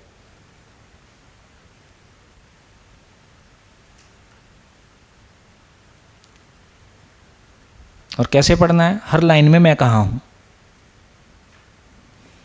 हर लाइन में अस्तित्व कैसा है, मैं कहाँ हूं। Page number 6। इसमें और था 5 में मतलब इसमें स्वतंत्र, स्वतंत्रित और स्वतंत्रतापूर्ण, मतलब इसमें मुझे ऐसा लग रहा है कि वही मानव देव मानव दिव्य मानव की बात कर रहे हैं। जो बोल्ड लेटर्स में लिखा है, प्रत्येक मानव स्वतंत्र, स्वतंत्रित, स्वतंत्रतापूर्ण होना चाहता है। देखिए, जब स्वतंत्र बोल रहे हैं तो उसका मतलब है अनुभव संपन्नता। स्वतंत्रित बोल रहे हैं तो अनुभव जो स्वानुशासन है। तो एक मानव का स्वनियंत्रित होना, स्वतंत्रित होना। और स्वतंत्रता पूर्ण का मतलब है प्रमाण। स्वतंत्रता पूर्णता का मतलब है कि आचरण पूर्णता को प्रमाणित किया। तो स्वयं में एक स्थिति, स्थितिपूर्वक एक आचरण, और आचरण उसको पूर्णता को प्रमाणित किया। तो मानव अनुभव संपन्न होना चाहता है, स्वनियंत्रित होकर जीना चाहता है और स्वतंत्रता पूर्ण होना चाहता है, दिव्यता को प्रमाणित करना चाहता है। स्वतंत्रता पूर्णता आगे पढ़ लेते हैं। स्वतंत्र पूर्णता का प्रत्यक्ष रूप ही ज्ञान विवेक विज्ञान का प्रयोग, जिसमें ही नियम पूर्ण उत्पादन, न्यायपूर्ण व्यवहार, धर्मपूर्ण विचार और सत्य में अनुभूति है। यही स्वतंत्रता सहज प्रमाण है जो जागृति पर आधारित है। स्वतंत्रता अधिकार अनुभवपूर्वक मानव चेतना, देव मानव, दिव्य चेतना की कोटि में सफल होता है। स्वतंत्रता पूर्ण होने की जब बात कह रहे हैं तो दिव्यता उसमें प्रमाणित होगा। इसके पूर्व मानवीयता में प्रतिबद्धता एवं निष्ठा तथा अमानवीयता की कोटि में अप्रतिबद्धता पाई जाती है। अनुभव संपन्न होने के पहले जो साक्षात्कार बोध है उसमें प्रतिबद्धता और निष्ठा की बात की गई है। प्रतिबद्धता ही संकल्प व प्रतिज्ञा ही क्षमता है जो बुद्धि के जागृत होने का द्योतक है। यही अवधारणा का प्रधान लक्षण है। न्याय धर्म सत्य में प्रतिबद्धताएं, साथ में अनुभूति है। इसके अतिरिक्त संकल्प का विकल्प भावी है। मतलब यदि साक्षात्कार बोध नहीं है तो गाड़ी किधर भी जा सकती है। उसका असत्य, अज्ञान, अंधकार, मृत्यु भाषित होते हुए भी स्थिति नहीं है। ये सब इसका अस्तित्व नहीं है। तो अनुभव मूलक और अनुभव के पूर्व की चर्चा की गई है।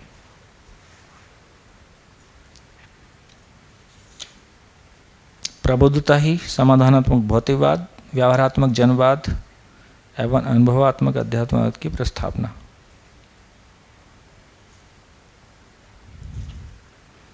चलो 5 नंबर में भैया, इधर 5 नंबर में आओ। यहाँ पे प्रतिबद्धता मतलब परिभाषा संहिता में सच्चाई को प्रकट करने के लिए निष्ठा और प्रमाण। तो यहाँ पर जो नीचे प्रतिबद्धता ही संकल्प है ना।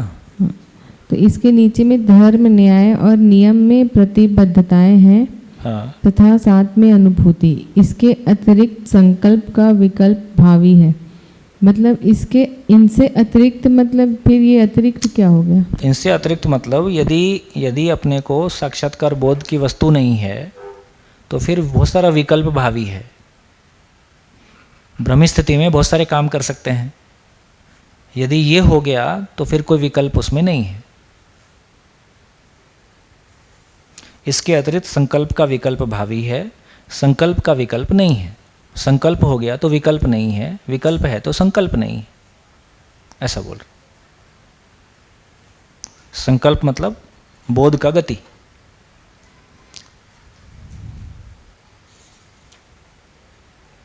ठीक हो गया?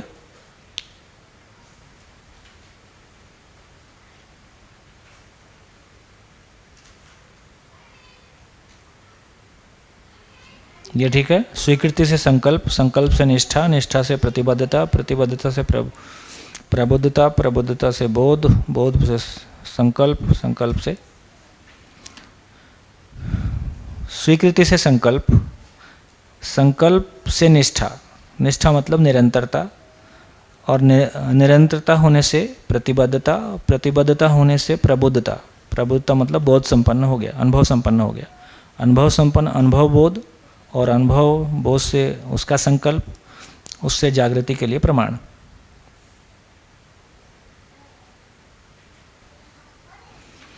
चलो 6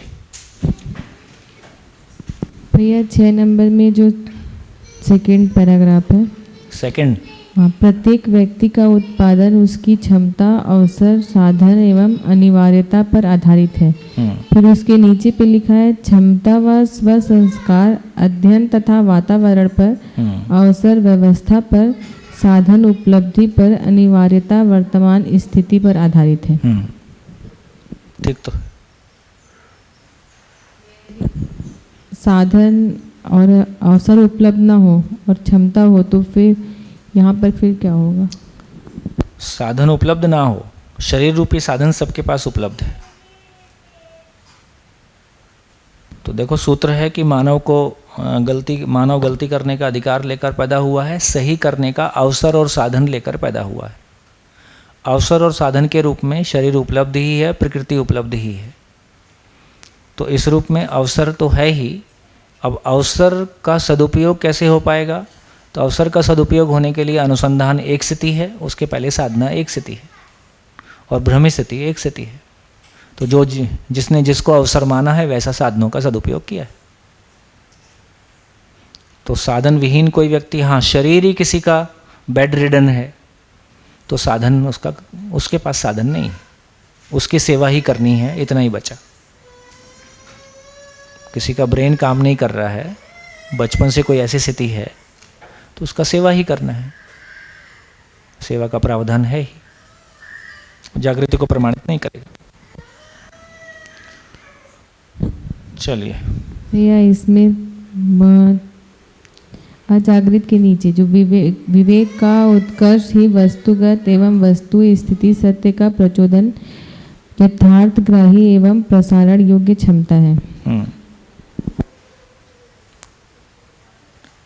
देखो विवेक को बोला जीवन का अमृतत्व, शरीर का नश्वरत्व और व्यवहार का नियम। तो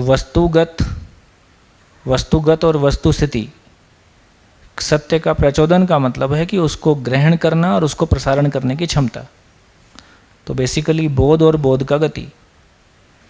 तो विवेक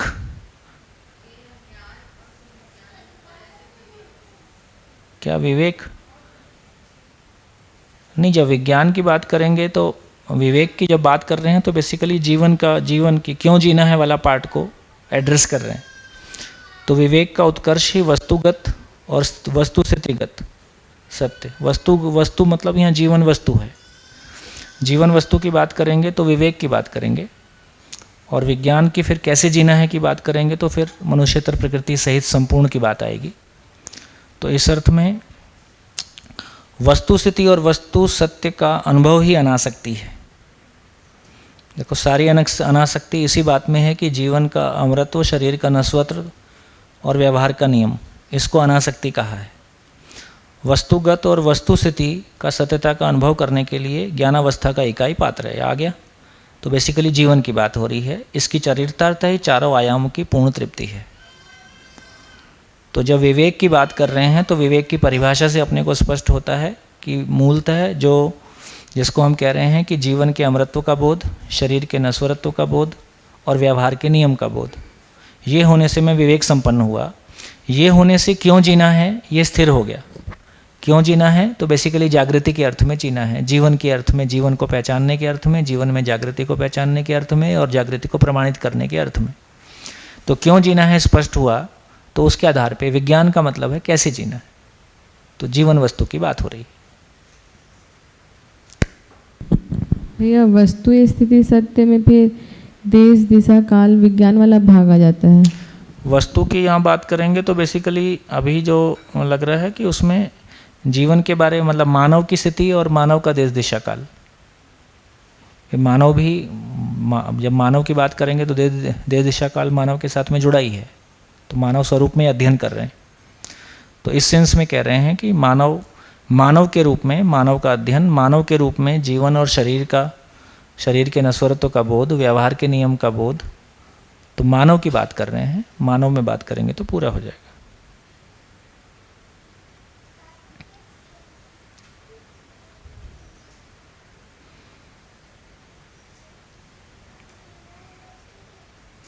बढ़िया। देखो ये इसमें मानव पूर्वक नीचे की 3 लाइनें हैं। मानवीयता पूर्वक मानव संयमता में से के लिए स्वतंत्रता का जिज्ञासु है। देव मानव स्वतंत्रता के लिए प्रयासरत है और दिव्य मानव पूर्ण स्वतंत्र है। तो इस परिभाषा को ऐसे पढ़ने से लगता है कि अनुभव के पहले मानव है। ठीक? तो इस भाषा को पढ़ने का तरीका यही है कि मानवीयता पूर्वक मानव संयमता में से स्वतंत्रता को प्रमाणित करने का जिज्ञासु है। देव मानव उसको प्रमाणित करने के लिए प्रयासरत है और अति मानवीयता में उसने पूर्णतः प्रमाणित कर दिया है। बालमुकुंद भाई, ठीक है। तो जहाँ जहाँ ये गैप आता है मानव, देव मानव, दिव्य मानव वाला, तो उसमें प्रमाणित शब्द डाल के उस भाषा को हैंडल किया जा सकता है। नहीं तो भाषा ऐसा बता देती है कि अनुभव के पहले ये स्थितियाँ बन रही हैं। ऐसे चल रहा है ना। हाँ, चलिए पेज नंबर 7, 5 मिनट और बाकी है। पेज नंबर 7 भैया इसमें एकदम नीचे से है। आओ। अमानवीयता में स्वतंत्रता के प्रति मानव में आशा एवं कल्पना, मानवीयता में कल्पना, इच्छा एवं संकल्प तथा अमानवीयता में संकल्प एवं अनुभूति पाई जाती है। वही बात है सारी। देखिए, एक बात को स्थिर रखें कि एक तो ये स्थिर है कि पूरी भाषा में कहीं कुछ भी आए दर्शन में, एक मुद्दा स्थिर है कि अनुभव मूलक विधि से मानवीयता, देव मानवीयता, दिव्य मानवीयता प्रमाणित होता है। अनुभव पूर्वक मानव, देव मानव, दिव्य मानव के ज्ञान से मानव संपन्न रहता ही है। तो अनुभव पूर्वक मानव चेतना, देव चेतना, दिव्य चेतना का अनुभव होते ही मानव चेतना, देव चेतना, दिव्य चेतना के ज्ञान से मानव संपन्न रहता है। अब प्रमाणित करने के क्रम में मानव चेतना को प्रमाणित करेगा, देव चेतना को प्रमाणित करेगा। प्रमाणित करने का अवसर उस परंपरा की स्थिति के अनुसार घटित होगा। जैसे आदरणीय बाबा जी ने, है ना, देखा जाए तो मानव पद को इस अर्थ में प्रमाणित किया कि बेसिकली वो दर्शन का अनुसंधान उनके माध्यम से हुआ और दर्शन दूसरे लोगों तक पहुंच रहा है। लेकिन देव मानवीयता को प्रमाणित करने की स्थिति ही नहीं है। तो जब तक एक निश्चित मानव में संख्या तक ये सूचना पहुंचती है, निश्चित संख्या में लोग अध्ययन करते हैं, निश्चित संख्या में लोग शिक्षा और परंपरा के लिए उपयोगी होना शुरू होते हैं, तो देव मानवीयता को प्रमाणित करने के लिए कोई स्थिति बनेगी। दिव्य मानवीयता की चर्चा ही नहीं है, दिव्य मानवीयता के लिए स्कोप ही नहीं है। तो इसका मतलब है कि जब प्रमाण की बात करेंगे तो वो मानव की परस्परता में है, उस प्लेनेट पे परिस्थितियों की परस्परता में है ना। लेकिन ज्ञान के रूप में एक मानव अनुभव संपन्न होते ही मानव चेतना, देव चेतना, दिव्य चेतना के ज्ञान से संपन्न है। लेकिन प्रयोग कितना कर पाएगा?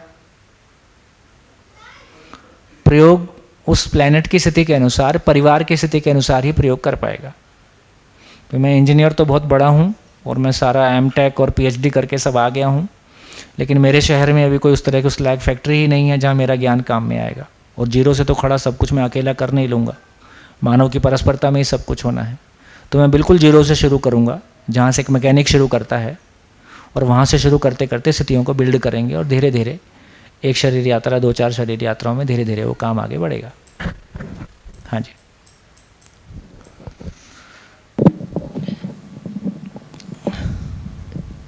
इस स्थिति को प्रारब्ध भी बोल सकते हैं।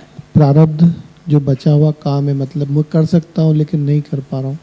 हाँ, प्रारब्ध का मतलब है कि जो से उसका जो संकल्प में शेष है। तो यदि ऐसा कोई मानव, मान ले बाबा जी हैं, तो बाबा जी तय करेंगे अब कि जीवन रूप में रहते हुए उनको इस काम को कैसे गति देना है, या शरीर रूप में उनको आने की आवश्यकता है कि नहीं है, ये तो एक दिव्य मानव ही तय करेगा। लेकिन ये संकल्प तो उनका है कि इस काम को खड़ा करना है। यदि अनुसंधान उनके माध्यम से हुआ है और उन्होंने इतने साल इस बात को स्थापित करने के लिए मेहनत किया है, तो ये उनके संकल्प में है ही है कि ज्ञान को प्रमाणित किया जाए। ज्ञान को प्रमाणित करना परंपरा में ही होगा, मानव के साथ ही होगा। तो इस अर्थ में उनके प्रयास बने ही हैं, मतलब ऐसा हम स्वीकार ही सकते हैं कि जीवन रूप में उनके प्रयास बने ही हुए हैं, है ना। और सशरीर आने की आवश्यकता होगी तो सशरीर भी आदमी आएंगे, लेकिन ये उनकी चॉइस है। भैया उनसे प्रारब्ध नहीं जुड़ता है, मतलब प्रारब्ध या हमारे वाला प्रारब्ध को यदि पूर्व से उपलब्ध की बात करेंगे, प्रारब्ध मतलब संस्कार, जीने के अर्थ में स्वीकृतियाँ। प्रारब्ध ही संस्कार है, तो जीने के अर्थ में स्वीकृतियाँ हैं। तो जो मैंने स्वीकारा हुआ है और शेष है, तो जो सकारात्मक स्वीकारा हुआ है और शेष है, तो धरती पे मानव परंपरा उपलब्ध हो जाए, ये मेरा स्वीकारा हुआ है। अब मैं चाहे सशरीर हूँ चाहे बिना शरीर हूँ। जो परिभाषा अभी पहले पढ़ी थी उसमें ये था कि भोगना जो शेष रह गया वही प्रारब्ध है। हाँ, ये वैसा वाला प्रारब्ध नहीं रहेगा जो बंधन वाला प्रारब्ध नहीं है। ये जीवन की महिमा वाली स्थिति है, मतलब ये कोई बंधन नहीं है। नहीं, उस तरह से नहीं, वो स्थिति नहीं।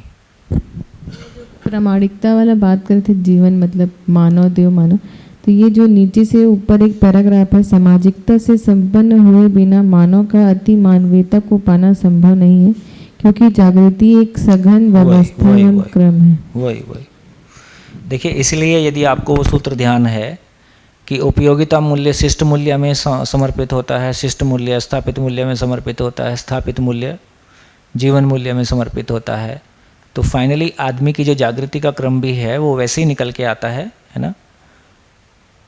जैसे अभी हमने कहा कि सबसे पहले लोभ से मुक्त होगा, उसके बाद मोह का प्रभाव, कम होगा, काम का प्रभाव लास्ट तक जाएगा। तो इसका मतलब है कि वही क्रम है कि जब तक मानव के लिए मानवीयता महत्वपूर्ण नहीं होगा, मानव के लिए सामाजिकता को संपन्न किए हुए मानव का अति मानवीयता को पाना संभव नहीं है, क्योंकि जागृति एक सघन व्यवस्था है एवं क्रम है, तो क्रम ही है।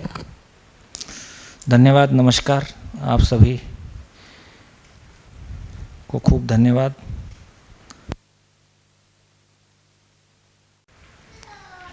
ठीक है, कहाँ तक हो गया इसमें?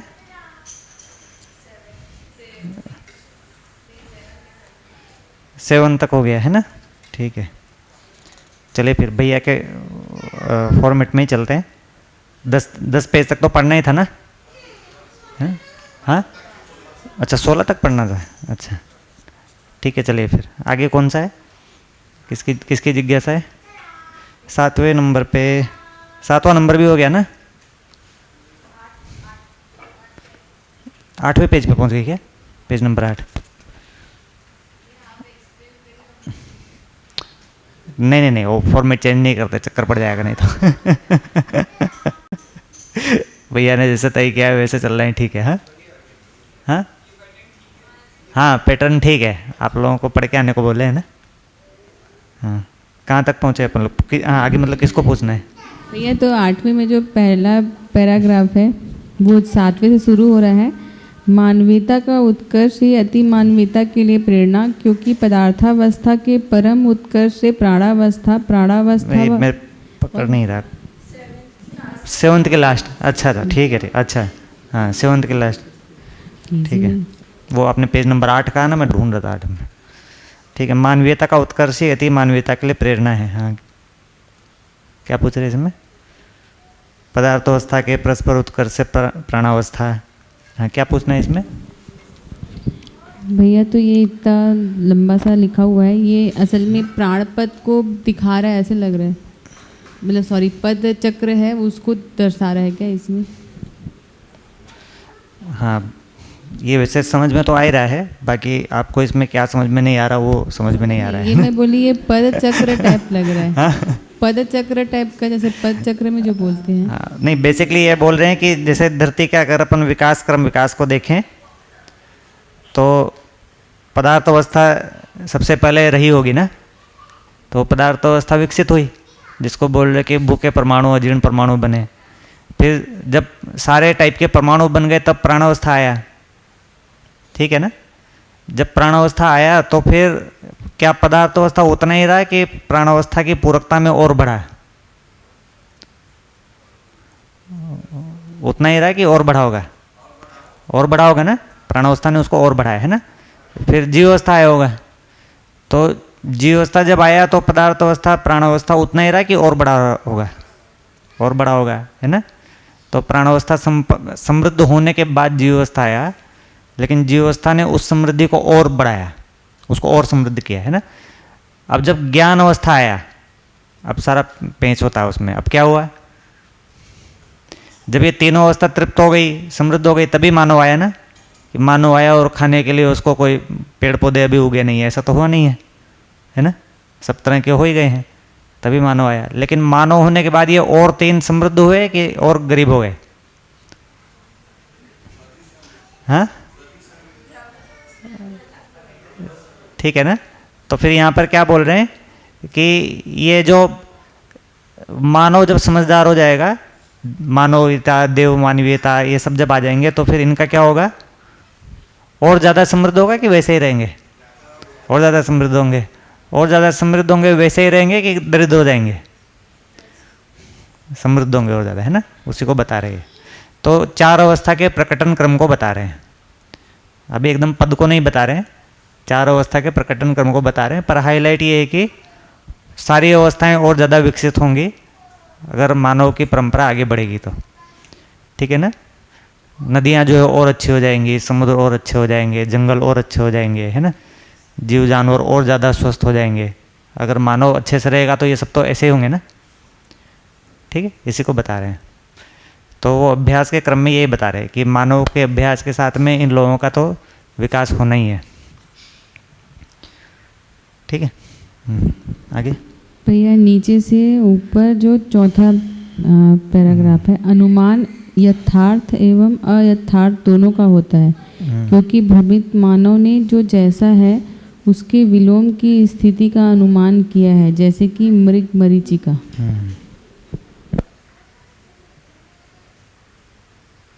तो बताइए आप क्या समझ रहे हैं इससे? यथार्थ और अयथार्थ दोनों का होता है, मतलब अनुमान यहाँ पर। तो भ्रमित मानव है, यथार्थ का अनुमान किया होता तो फिर अयथार्थ जो वास्तविक नहीं है, जो मतलब जो सही नहीं है उसको नहीं करते। कौन बताएगा इनको? इस लाइन को कौन समझेंगे?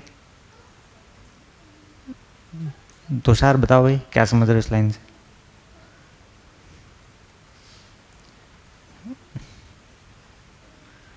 बताओ बताओ, इतना नहीं सोचो।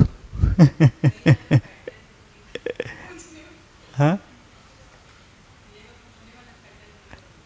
पूछने वाला पैटर्न नहीं था। नहीं भैया तो बोले कि आप पूछो मैं भी पूछूंगा। कहाँ पैटर्न कहाँ चेंज हुआ? पूछे नहीं अलग बात है, पर बोले तो यही है वो।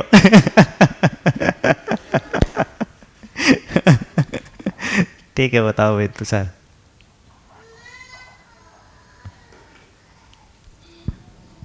मतलब जो अनुमान हम जिस स्थिति में हैं उसकी ऐसा, मतलब जिस स्थिति में, जिस दृष्टि में, जिस पात्रता के साथ है उसके हिसाब से आगे का अनुमान लगता है। तो भ्रमित मानव जिस स्थिति में है वैसे ही उसका मतलब अनुमान जो है वो यथार्थता या अयथार्थता के रूप में रखता है। तो वो भ्रमित मानव में अगर अनुमान है तो यह अयथार्थता के रूप में लगेगा। और ठीक बात है। अनुभव भ्रमित मानव भी अनुमान करता ही है ना? जागृत मानव भी अनुमान करता है, ठीक है ना? आप भी कुछ बता रहे हैं। वो उसकी चाहना तो शुभ की रहती, लेकिन वो चूंकि भय से पीड़ित रहता है तो वो पैरेलल में ही चलता रहता है, मतलब क्योंकि कंक्लूड तो कर नहीं पा रहा है वो चीज़ों को। अब कंक्लूड नहीं कर पा रहा और चूंकि भ्रमित है, भयग्रस्त है, तो वो दोनों को पैरेलल में देखता रहता है। मतलब यथार्थता का ही अनुमान होता रहता है, अयथार्थता का भी।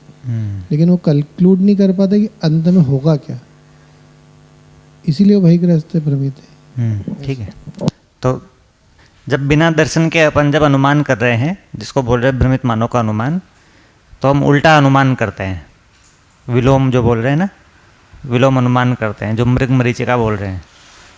ठीक है। जब समझदारी के बाद जब अनुमान करते हैं तो अनुभव से आगे का अनुमान वो सटीक अनुमान है ना? उसके बीच में जब अध्ययन के क्रम में है ना अनुमान कर रहे हैं तो वो भी एकदम ही भ्रमित मानव की तुलना में ज़्यादा सटीक अनुमान है। ठीक है ना? तो उसी को ही बता रहे हैं यहाँ पर कि एकदम ही हम दर्शन की रोशनी से भी बिल्कुल ही अलग हटकर जब अनुमान करते हैं, तो जैसे हम अनुमान करते हैं कि हम बहुत सारा पैसा कमाएंगे तो सुखी हो जाएंगे, ऐसे एक अनुमान करते हैं, ये अनुमान ही है ना? ठीक है। तो इस अनुमान में आगे बढ़ते हैं तो फिर क्या होता है? दुखी होते हैं। ठीक है ना? जो बहुत सारा पैसा कमा लिया क्या वो सुखी है? ऐसा तो नहीं है। नहीं, बहुत सारी और भी इच्छाएं हैं, वो सब पूरी हो जाएगी तो हमको लगता है सुखी हो जाएंगे। उनको पूरे करने के सोचने के क्रम में दुखी हो जाते हैं, करने के क्रम में और दुखी हो जाते हैं, है ना? पूरी होने के बाद तो दुखी हो ही जाते हैं। तो अनुमान क्या है? वो जो जैसा है उसको वैसा देखने का क्षमता है ना? जो कि रूप गुण से अधिक है। जो जैसा है मतलब रूप गुण नहीं, जो जैसा है मतलब उस रूप गुण के मूल में जो सूक्ष्म है उसको जो जैसा है बोल रहे हैं, यानी कि वो आँख से अधिक है। आँख से रूप गुण दिखता है ना, तो जो जैसा है बोल रहे हैं मतलब वो आँख को जो जैसा है बोल रहे हैं या उसके मूल को जो जैसा है बोल रहे हैं, है ना? जो जैसा मतलब वो रूप गुण नहीं है, वो फिर आँख से न दिखने वाली सच्चाई है। तो क्योंकि वो आँख से न दिखने वाली सच्चाई है तो उसमें अगर दर्शन से नहीं देख रहे हैं तो गलत भी दिखता है। ठीक है ना? जैसे हम आँख से देखते हैं, बहुत अमीर आदमी को देखेंगे तो आँख से देखने में तो सुखी दिखेगा ना? नहीं, बहुत सारे नौकर चाकर आसपास घूम रहे हैं, है ना? गाड़ी से उतर रहा है, एक आदमी सल्यूट कर रहा है, तो आँख से देखने में तो सुखी ही दिखेगा। ठीक है। तो यहाँ पर जो अनुमान बोल रहे हैं इसीलिए अनुभव लगा रहे हैं, उसमें अनुभव से अधिक अनुमान है। तो अनुमान जो है वो अरूप चीज़ के बारे में अनुमान की बात हो रही है यहाँ पे, है ना। जो हम रूप गुण का जो देखते हैं उसमें तो अनुमान की ज़रूरत ही नहीं है। जैसे पंखा घूम रहा है, इसके लिए अनुमान की थोड़ी ज़रूरत है, वो तो घूम ही रहा है, ठीक है ना। तो ये जब अनुमान की बात हो रही है तो रूप गुण के मूल में एक चीज़ है जो आँख से नहीं दिखती है, उसकी बात हो रही है। और अगर वो दर्शन की रोशनी में नहीं देखेंगे तो वो उल्टा अनुमान होगा हमेशा ही, ऐसा बोल रहे हैं यहाँ पे। दर्शन की रोशनी में देख रहे हैं तो सीधा अनुमान होगा, और अनुभव के बाद जब वो अनुमान करते हैं तो सटीक होता है एकदम, ठीक है ना।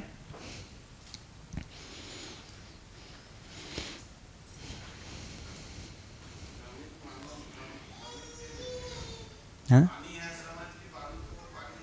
हाँ हाँ, ब्रह्म मानो ऐसे अनुमान करेगा, ठीक है।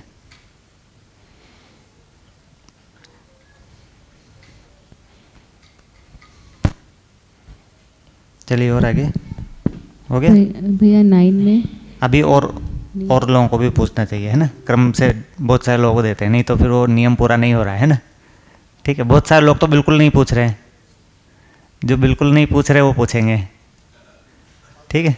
हाँ, उसमें क्या है, दीदी को ज़्यादा जिम्मेदारी देते हैं लोग, है ना। सबको लग रहा है दीदी को जिम्मेदारी मिल गई है। वो पूछ रही है और हम लोग जो है हमारा काम हो रहा है ना। बहती गंगा में हाथ धो लेना।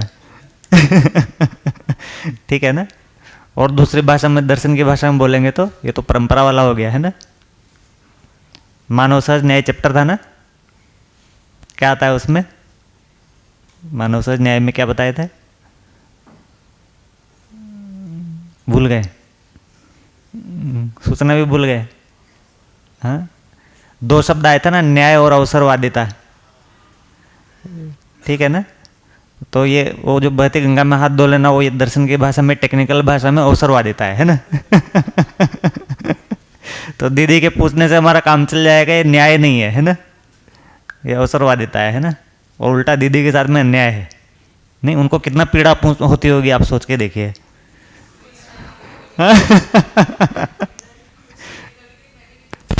हाँ, नहीं पूछते ना आप, बोलो खुश होते हो। ये देखिए, बताइए, मतलब एक तो आदमी पीड़ित है ना। आपकी अनुमान जनता का जो है जवाब नहीं है ना। एक तो आदमी पीड़ित है, ऊपर से उसको खुश बता रहे हैं ना।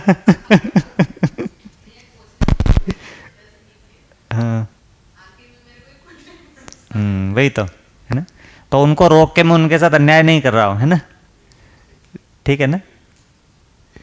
चलिए और लोग पूछिए, है ना, न्याय का प्रमाण दीजिए, है ना, ठीक है।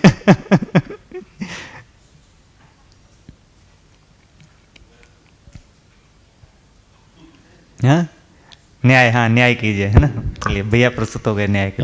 भैया लास्ट में 8वें नंबर पेज में जो लास्ट वाली लाइन है कि प्रयोग सिद्ध प्रमाण उत्पादन व व्यवस्था की सीमा में, व्यवहार सिद्ध प्रमाण समाज की सीमा में, एवं अनुभव सिद्ध प्रमाण आचरण की सीमा में उपादेय तथा प्रयोजनदायी सिद्ध हुआ है। तो ये जो उपादेय और प्रयोजन है, ये समझ में नहीं आ रहा है। उपादेय और प्रयोजनदायी, उपादेय का परिभाषा संहिता देखेंगे ना, तो उसमें आता है पूरकता उपयोगिता।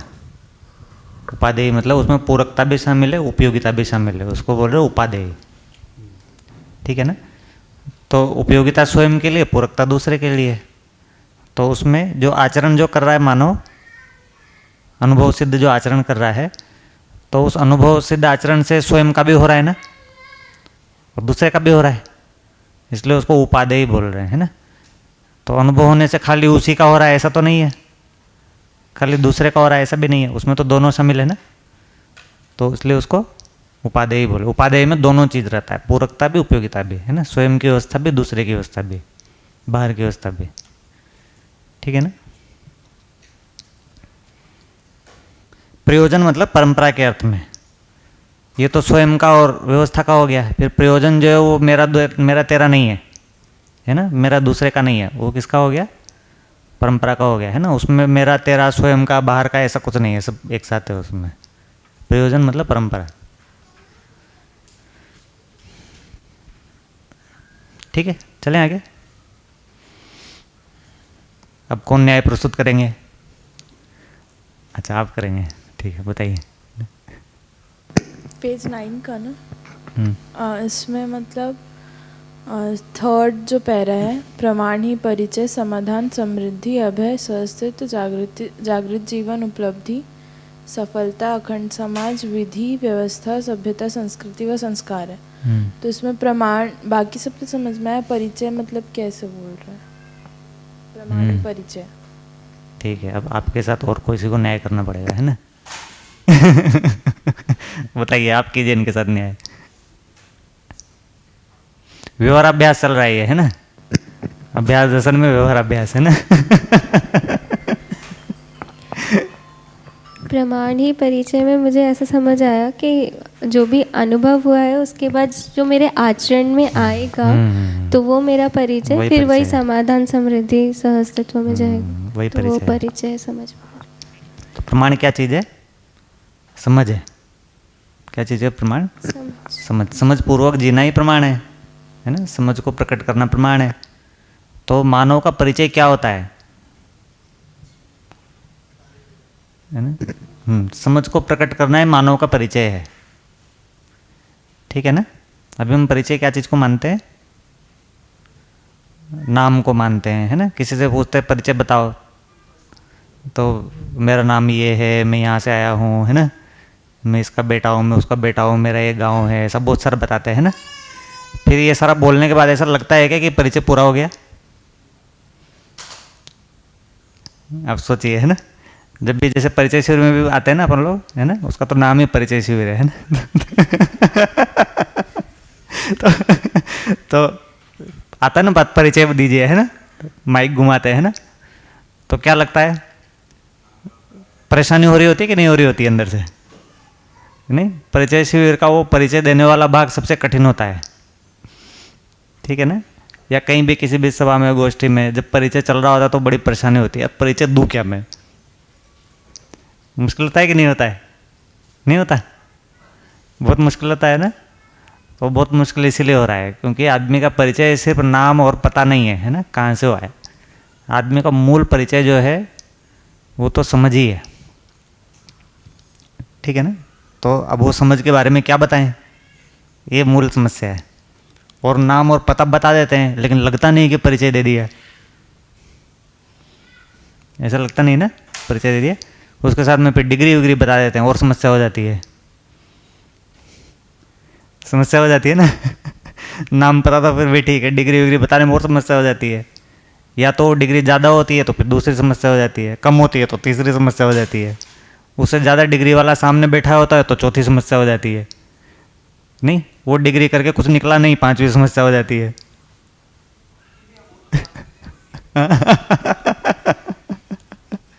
हाँ, 7वें दिन होती है फिर भी लगता ही है ना? पहले दिन भी हमने कुछ डिग्री बोल दिया, फिर बाद में दूसरा का नंबर आया, उसमें दूसरी डिग्री बोल दी।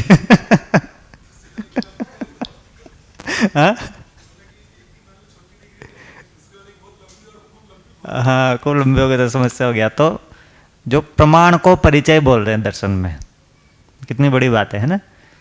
तो जो मानव का जो परिचय है वो समझ है ना? तो हम मानव को अगर ठीक से देखें ना, मूल में हम मानव को समझ के रूप में ही पहचानते हैं, आज भी समझ के रूप में ही पहचानते हैं, अभी भी भ्रमित अवस्था में समझ के रूप में ही पहचानते हैं, ठीक है ना? तो हमको लगता है नाम जो है वो आदमी का परिचय है, पर नाम आदमी का पूरा परिचय नहीं है, ठीक है ना? नाम पूरा परिचय गौशाला में गाय का है, ठीक है? सीता गीता बहुत सारी गायों के नाम रखे हुए हैं ना? तो नाम रूप गुण स्वभाव ऐसा चीज जाता है ना, जो व्यवहार दर्शन में आया था। मानव का पूरा परिचय तो उसका समझ है। उस समझ को अगर देखेंगे तो वो समझ जो एकदम जो सीधे जो दिखाई देता है वो दिखाई देता है सुखी या दुखी के रूप में।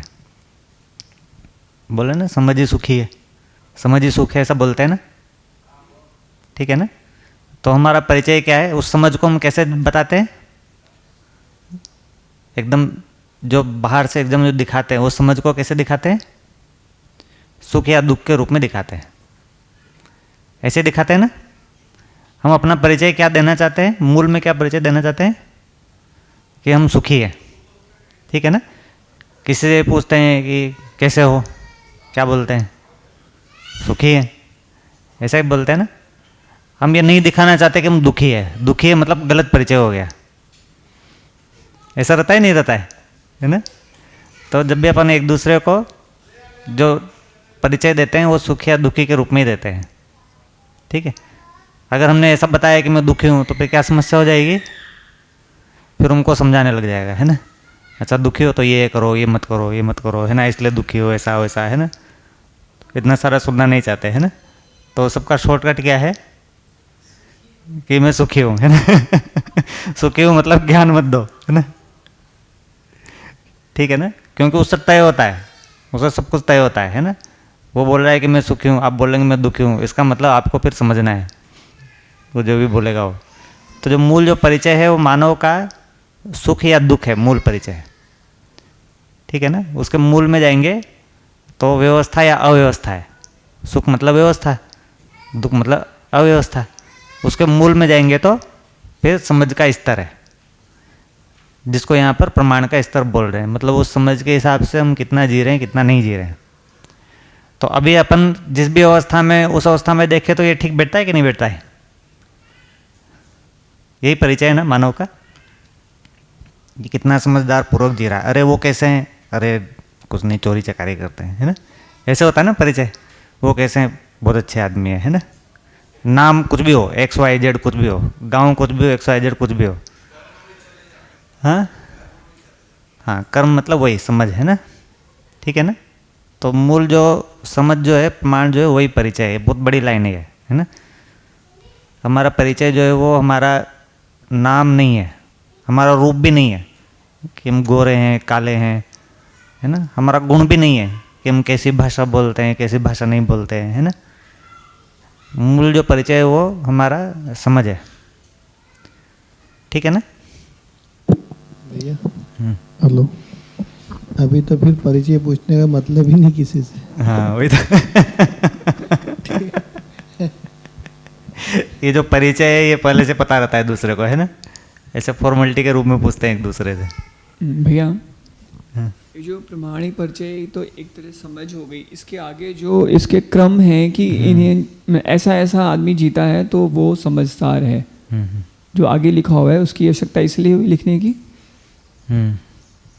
वही तो बताएं कि प्रमाण ही परिचय है, और ये परिचय की व्याख्या है सारा, कि वो सब समाधान, समृद्धि, अभय, सहअस्तित्व, जागृत जीवन, उपलब्धि, सफलता, ये सब जो है संस्कृति, ये सब से मिला के हमारा परिचय है ना। तो ये परिचय है और ये फिर सारा मिला के प्रमाण है ना। और ये सारा परिचय पूरा होने तक मानव संतुष्ट नहीं है, ठीक है ना। जो आगे दिया है कि प्रमाण सिद्ध एवं संपन्न होने तक मानव संतुष्ट नहीं है, उसको समझ में नहीं आता क्या परिचय दूं, ठीक है।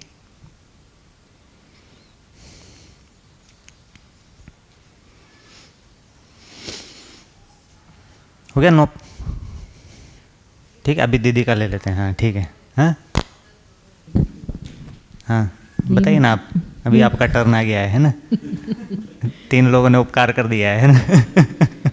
भैया यहाँ लास्ट पैराग्राफ के ऊपर से शुरू होता है, मानव आस्वादन तथा स्वागत पूर्वक ही संपूर्ण व्यवहार एवं उत्पादन करता है, तदर्थ ही विचार एवं अध्ययन है। फिर नीचे में भौतिक एवं रासायनिक सीमा में आस्वादनपेक्षा तथा चैतन्य क्रिया में सीमा में सामाजिक मूल्यापेक्षा प्रसिद्ध है। सामाजिक मूल्यों की स्पष्टता मानवीयता की सीमा में पाई जाती है, यही समझ। फिर ये 10वीं वाले में ये तो इसमें दूसरा पैराग्राफ, यांत्रिकता की सीमा में आस्वादन की आवश्यकता, संज्ञानशीलता संवेदनशीलता की सीमा में सामाजिक मूल्यों की आवश्यकताएं तथा कल्पनाएं हैं, यही अनुभव के लिए संभावना बनी रहती है। तो यहाँ पर जो आस्वादन है, यांत्रिकता की सीमा में आस्वादन की आवश्यकता, और फिर यहाँ पर ये जो 90 पेज है, मानव आस्वादन तथा स्वागत पूर्वक ही संपूर्ण व्यवहार उत्पादन करते। तो ये सब आपस में जुड़ कैसे एक लाइन शुरू में आई होगी, अपन जब वो चैप्टर देख रहे थे, सुख शांति संतोष आनंद, उसमें कुछ आया था आस्वादन के बारे में। क्या आया था, कौन बताएंगे?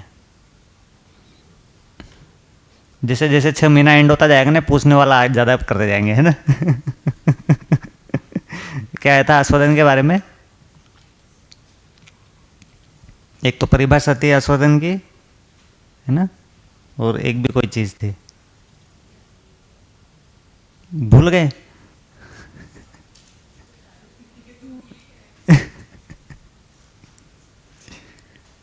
कौन बताएंगे? बताओ भाई शिवांत, क्या बताए थे आस्वादन के बारे में?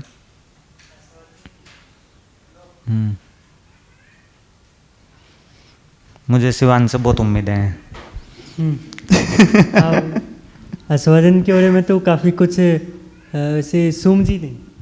हाँ? नहीं मतलब इधर इसमें ना तो आस्वादन तो यही था कि आस्वादन मतलब जो दृष्टिकोण है उसी में होता है, मतलब जो हम लोग का दृष्टिकोण है तो जो जिससे जो हम लोग का वो जैसे पूर्वाभ्यास जैसे है, तो अगर हम लोग का वो विषय और मतलब हाँ बता, अगर हम लोग का इंद्रियों वाला आस्वादन के अभ्यास है तो हम लोग इंद्रियों से ही सुख लेते हैं, ऐसा हम लोग का पूर्वाभ्यास होता है और हम लोग के चित्रण में उसी का आस्वादन रहता है। ठीक है, ये बताया था ना? हाँ, अविकसित का आस्वादन है ना, विकसित का सानिध्य, सम्मान के साथ व्यवहार है ना, तो इसको बोल रहे हैं आस्वादन, इसको बोल रहे हैं स्वागत, ये दोनों को मिला के स्वागत बोल रहे हैं, है ना। तो जो बताए ना समाज, व्यवहार, मूल्य, अपेक्षा, ये जो है ये है स्वागत। तो व्यवहार का और चैतन्य पक्ष का स्वागत है क्योंकि उसके साथ हम मूल्य करते हैं, है ना, और समझ करते हैं, विकसित के साथ में समझ करते हैं, समझ का आदान प्रदान होता है, ठीक है। तो समान का आस्वादन नहीं होता है, ठीक है ना, अविकसित का आस्वादन होता है। मानव का आस्वादन नहीं करते हैं, मूल्यों का आस्वादन बोले, न कि मानव का आस्वादन बोले, ठीक है। और जो श्रेष्ठता है उसका भी स्वागत करते हैं। स्वागत करना मतलब ग्रहण करना, है ना, लेकिन वो ग्रहण करना मतलब अलग सेंस में, आस्वादन टाइप का ग्रहण नहीं है, वो थोड़ा हायर लेवल का ग्रहण है, इसको इसलिए उसको आस्वादन नहीं बोला। आस्वादन भी ग्रहण ही है, पर स्वागत थोड़ा सा एक अलग हायर लेवल का ग्रहण क्रिया है। भैया एक स्पष्टता, हम आस्वादन कहते हैं तो हम 3 तरह के आस्वादन की बात करते हैं और यहाँ पर सिर्फ अविकसित के लिए लिख रहे हैं। तो जब हम लक्ष्य मूलक भी कह रहे हैं, मूल्य मूलक भी कह रहे हैं, वैसा बोलेंगे तो फिर वो बाकी दो को एक तरह से स्वागत ही बोल रहे हैं, जो लक्ष्य मूलक और मूल्य मूलक पर रुचि मूलक की बात हो रही है। हाँ, ये फिर रुचि मूलक हो जाएगा, है ना, ठीक है। वैसा बोलेंगे तो उसको अपन ऐसा बोल सकते हैं, थोड़ा और बारीकी में जा रहे हैं तो फिर उन दो को फिर आस्वादन नहीं, उनको स्वागत बोलेंगे, ऊपर वाले दो को। ऐसा लिखने से एक नज़र में ऐसा पूरा नहीं पड़ता, फिर थोड़ी बारीक करनी पड़ेगी। हाँ, बारीकी में जानेंगे तब वो स्वागत दिखता है, क्योंकि उन 3 में फिर थोड़ा ज़्यादा अच्छे से अंतर किया है, क्योंकि तीनों एक नहीं है, तीनों में बहुत अंतर है, इसलिए फिर उन 2 को अलग नाम ही दे दिया है कि उसको आस्वादन नहीं बोलो, उसको स्वागत बोलो, ऐसा करके। हाँ हाँ हाँ, ठीक है ना। स्वागत जो है वो आस्वादन ही है, पर वो फिर अलग लेवल का आस्वादन है, वैसा बनेगा, जो कि बेसिकली मूल्यों का आस्वादन और लक्ष्य मूलक आस्वादन है, जो भैया बोल रहे हैं, है ना। अब यहाँ जैसे ये लाइनें लिखते हैं तो आस्वादन बोलते ही तो सिर्फ वस्तुओं का आस्वादन तो ध्यान नहीं आता, मूल्यों का भी ध्यान आता है। वही, इसीलिए फिर वो मूल्य, जब अपन सिर्फ आस्वादन बोल रहे हैं, कई बार ना शब्द जो है वो कैसे यूज़ कर रहे हैं उसमें, जैसे सिर्फ आस्वादन है, उसमें सिर्फ आस्वादन है तो फिर उसमें सब शामिल है ना, लेकिन जब आस्वादन और स्वागत बोल दिया तो फिर ये आस्वादन में ये है, बाकी 2 को स्वागत में डाल दिए, है ना, ऐसा रहता है। ठीक बात है। तो वो जो चीज़, शब्द जो यूज़ कर रहे हैं ना, भाषा जो यूज़ कर रहे हैं, उसमें संदर्भ बहुत महत्वपूर्ण हो जाता है। जैसे कहीं पे न्याय धर्म सत्य बोलते हैं, फिर कहीं पर नियम न्याय धर्म सत्य बोलते हैं, है ना, फिर कहीं पे नियम नियंत्रण संतुलन न्याय धर्म सत्य बोलते हैं। ये जो चीज़ें है ना, अब ये हर एक कॉन्टेक्स्ट में न्याय अलग अलग चीज़ हो रहा है ना, नियम भी अलग अलग चीज़ हो रहा है, तो वैसा ही चीज़ है, ठीक है।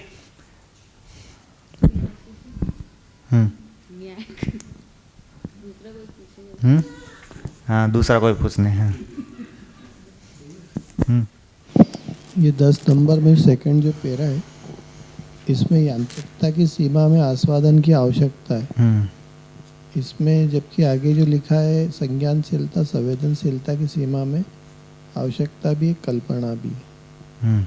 यहाँ पे मतलब ऐसा अनुमान जा रहा है कि सिर्फ आस्वादन ही करना, मतलब कोई कल्पना नहीं करना, कुछ अनुमान नहीं लगाना, बस खाना ही खाना बस, मतलब ऐसा कोई दिमाग ही नहीं लगाना, ऐसा जा रहा है भास। ठीक है ना, दिमाग ही नहीं लगाना शामिल रहता है उसमें। दिमाग लगा रहे हैं तो फिर आस्वादन नहीं होता है ना, ऐसा होता है कि नहीं होता है? कई बार किसी के साथ में बैठ के मूवी देखो, है ना, जैसे मान लो कोई कॉमेडी मूवी देख रहे हैं आप, है ना, अब उसमें दिमाग लगाने लग जाओ, अरे ऐसा कैसे हो गया, ऐसा थोड़ी होता है ना, तो बगल वाला क्या बोलेगा?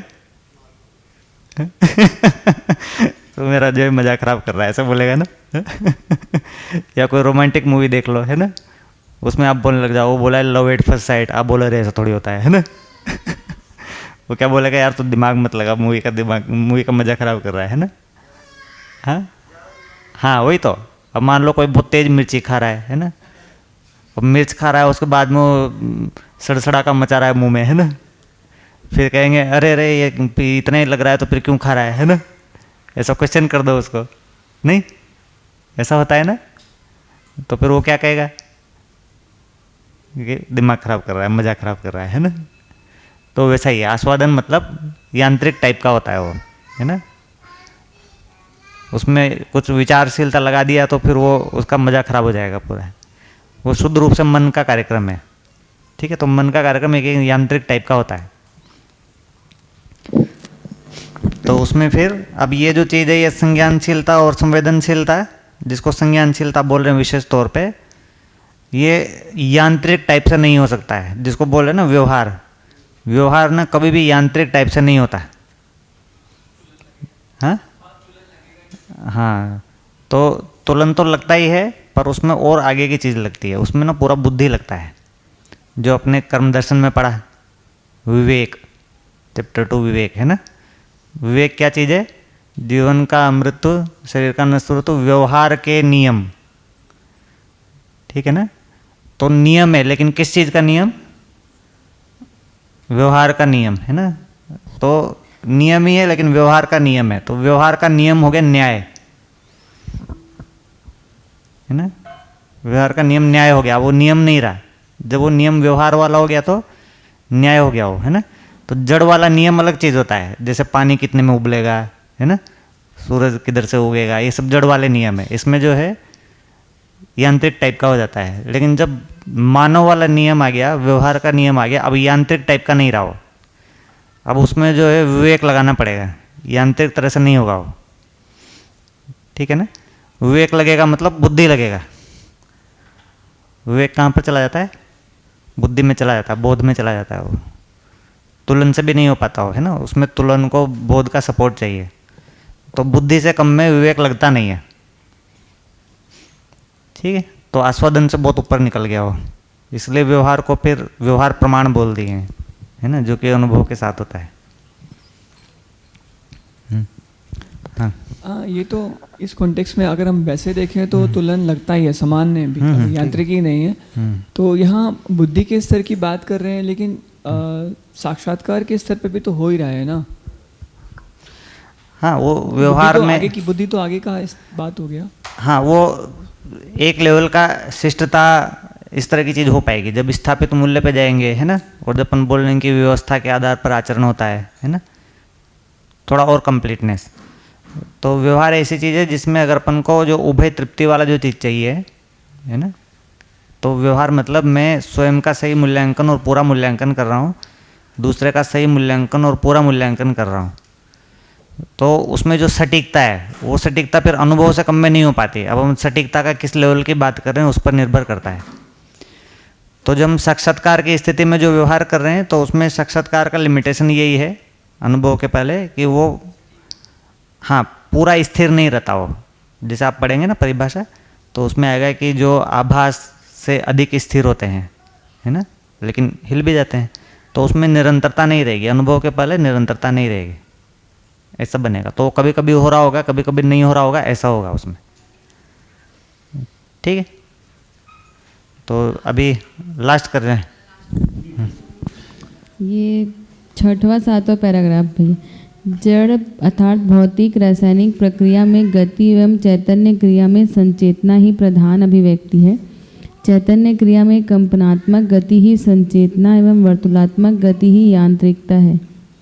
इसी सत्यतावश मानव संचेतनशीलता की मौलिकता को अनुसरण करने के लिए विवश है। वास्तविकता एवं समझने का अवसर, संभावना एवं क्षमता मानव में किसी न किसी अंश में पाई जाती है जो स्पष्ट है। तो यहाँ पे कंपनात्मक गति ही संचेतना और वर्तुलात्मक गति ही यांत्रिकता, और फिर मानव के किसी न किसी अंश में समझने की वास्तविकता को समझने की संभावना, ये भी जो कंपनात्मक गति है ना, वो जो बोल रहे हैं कि एक तो अंश जो है वो जड़ परमाणु में, जो अपन ने एक बार बात किए थे कि उसके चारों ओर घूम रहे हैं, है ना, उसको बोल रहे हैं वर्तुलात्मक गति।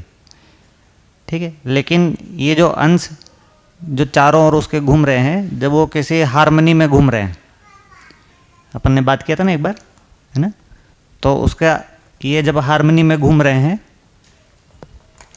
जब ये अंश इसके चारों ओर किसी हार्मनी में घूम रहे हैं, है ना, और ये आपस में जब टकरा नहीं रहे हैं, हार्मनी में घूम रहे, संतुलन पूर्वक घूम रहे हैं ना, तो फिर इनकी जो गति है वो बढ़ जाती है और इनकी स्थिरता बढ़ जाती है। ठीक है ना, एक बार अपन ने बात किया था ना पहले, जैसे पंखा है या कोई गाड़ी है ना, अब वो सारी गाड़ी हार्मनी में चल रही है तो स्पीड बढ़ जाएगी कि नहीं बढ़ जाएगी, और स्मूथ चलेगी कि नहीं चलेगी, है ना। लेकिन अगर हार्मनी में नहीं है तो उसका स्पीड कम हो जाएगा कि नहीं हो जाएगा, है ना। मान लो उसमें दोनों पहिए में लचक है, अब कैसे चलेगी गाड़ी, ठीक से नहीं चलेगी ना। ज़्यादा स्पीड से चलाओगे तो कुछ का कुछ हो जाएगा उसका, नहीं। जैसे हम बचपन में ना फिरकी घुमाते थे, लट्टू घुमाते थे ना, तो लट्टू का जो कील है ना, अगर वो थोड़ा सा ऐसे सिद्ध में नहीं है तो सिद्ध में तो एकदम ऐसा घूमता था जैसे खड़ा हुआ है, एकदम पता ही नहीं लगता है घूमता है वो, है ना। लेकिन अगर सिद्ध में नहीं तो थक धक धक धक धक धक ऐसे फुदक फुदक के घूमेगा वो, है ना। तो वही बात है कि जब वो एकदम संतुलन में है ना तो उसकी गति बहुत बढ़ जाती है। ठीक है, और गति नहीं बढ़ रही, गति की स्थिरता बढ़ रही है, सिर्फ गति नहीं बढ़ रही है, उस गति में एक बैलेंस है जो बढ़ रहा है, वो बैलेंस बढ़ रहा है तो गति बढ़ रही है ना। तो जो कंपनात्मक गति है वो ये जो सारे अंशों का जो बैलेंस है ना उसको बताता है। तो जब ये इनके जड़ परमाणु के जो सारे परिवेश हैं, जब वो 2, 8, 18, 32 में पूरे भर जाते हैं, है ना, और जब वो विकसित परमाणु रहता है, उस अवस्था में उसकी गति काफ़ी बढ़ जाती है और उसमें एक बैलेंस आ जाता है पूरा, जिसको बोल रहे हो गठन पूर्ण हो गया। ठीक है, स्थिर हो गया, उसको बोल रहे कंपनात्मक गति अधिक हो गई उसकी। अधिक हो गई मतलब कितना अधिक हो गई, स्थिर हो गई। क्या हो गया, स्थिर हो गई। जड़ परमाणु में क्या है, वो स्थिर नहीं रहेगी, वो कभी बहुत बढ़ जाएगी, कभी बहुत कम हो जाएगी, कभी बहुत बढ़ जाएगी, कभी बहुत कम हो जाएगी, तो सम विषम रहेगा उसमें, है ना। इसका जो गति क्या हो गया, स्थिर हो गया। जो चैतन्य परमाणु उसका गति क्या हो गया, अंशों का गति क्या हो गया, स्थिर हो गया। अब वो कभी हिलेगा नहीं, तो अब वो क्या करेगा, गति स्थिर हो गया इसलिए अब वो स्थिर चीजों का वहन कर पाएगा। वो स्थिर चीज क्या है, क्या चीज है वो स्थिर जिसका वहन कर पाएगा वो, हाँ व्यापक है, समझ है, और समझ से निश्रित भाव है। तो अब ये भाव का वहन कर सकता है। जो चैतन्य परमाणु है वो भाव का वहन कर सकता है, जो जड़ परमाणु वो भाव का वहन नहीं कर सकता, क्योंकि खुद ही स्थिर नहीं है, तो स्थिर चीज का वहन कैसे करेगा वो। ठीक है ना। तो उसी को ही बोल रहे हैं यहाँ पर कि इसमें जो कंपनात्मक गति अधिक हो गई है चैतन्य क्रिया में, जब कंपनात्मक गति बोल रहे हैं तो कौन सी कंपनात्मक गति है, जो अधिक हो गई है, जड़ परमाणु से अधिक हो गई है, वर्तुलात्मक गति से अधिक हो गई है ना। तो ये जो अधिक हो गई है, तो अब ये संचेतना को वहन करती है। संचेतना क्या चीज़ है, संचेतना को कितने लोगों को पता है, संचेतना क्या चीज़ है, हाथ खड़ा करिए, है ना। हाँ, क्या बताइए, संचेतना क्या चीज़ है।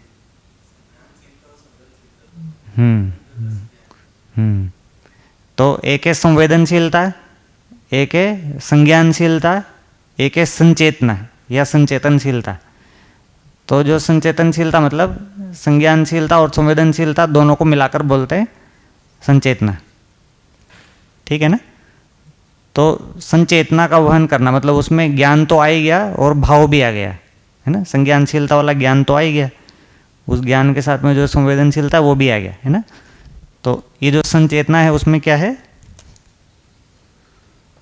संचेतना, इसमें क्या आ गया, संवेदनशीलता और संज्ञानशीलता, दोनों को मिलाकर बोलते हैं संचेतना, है ना।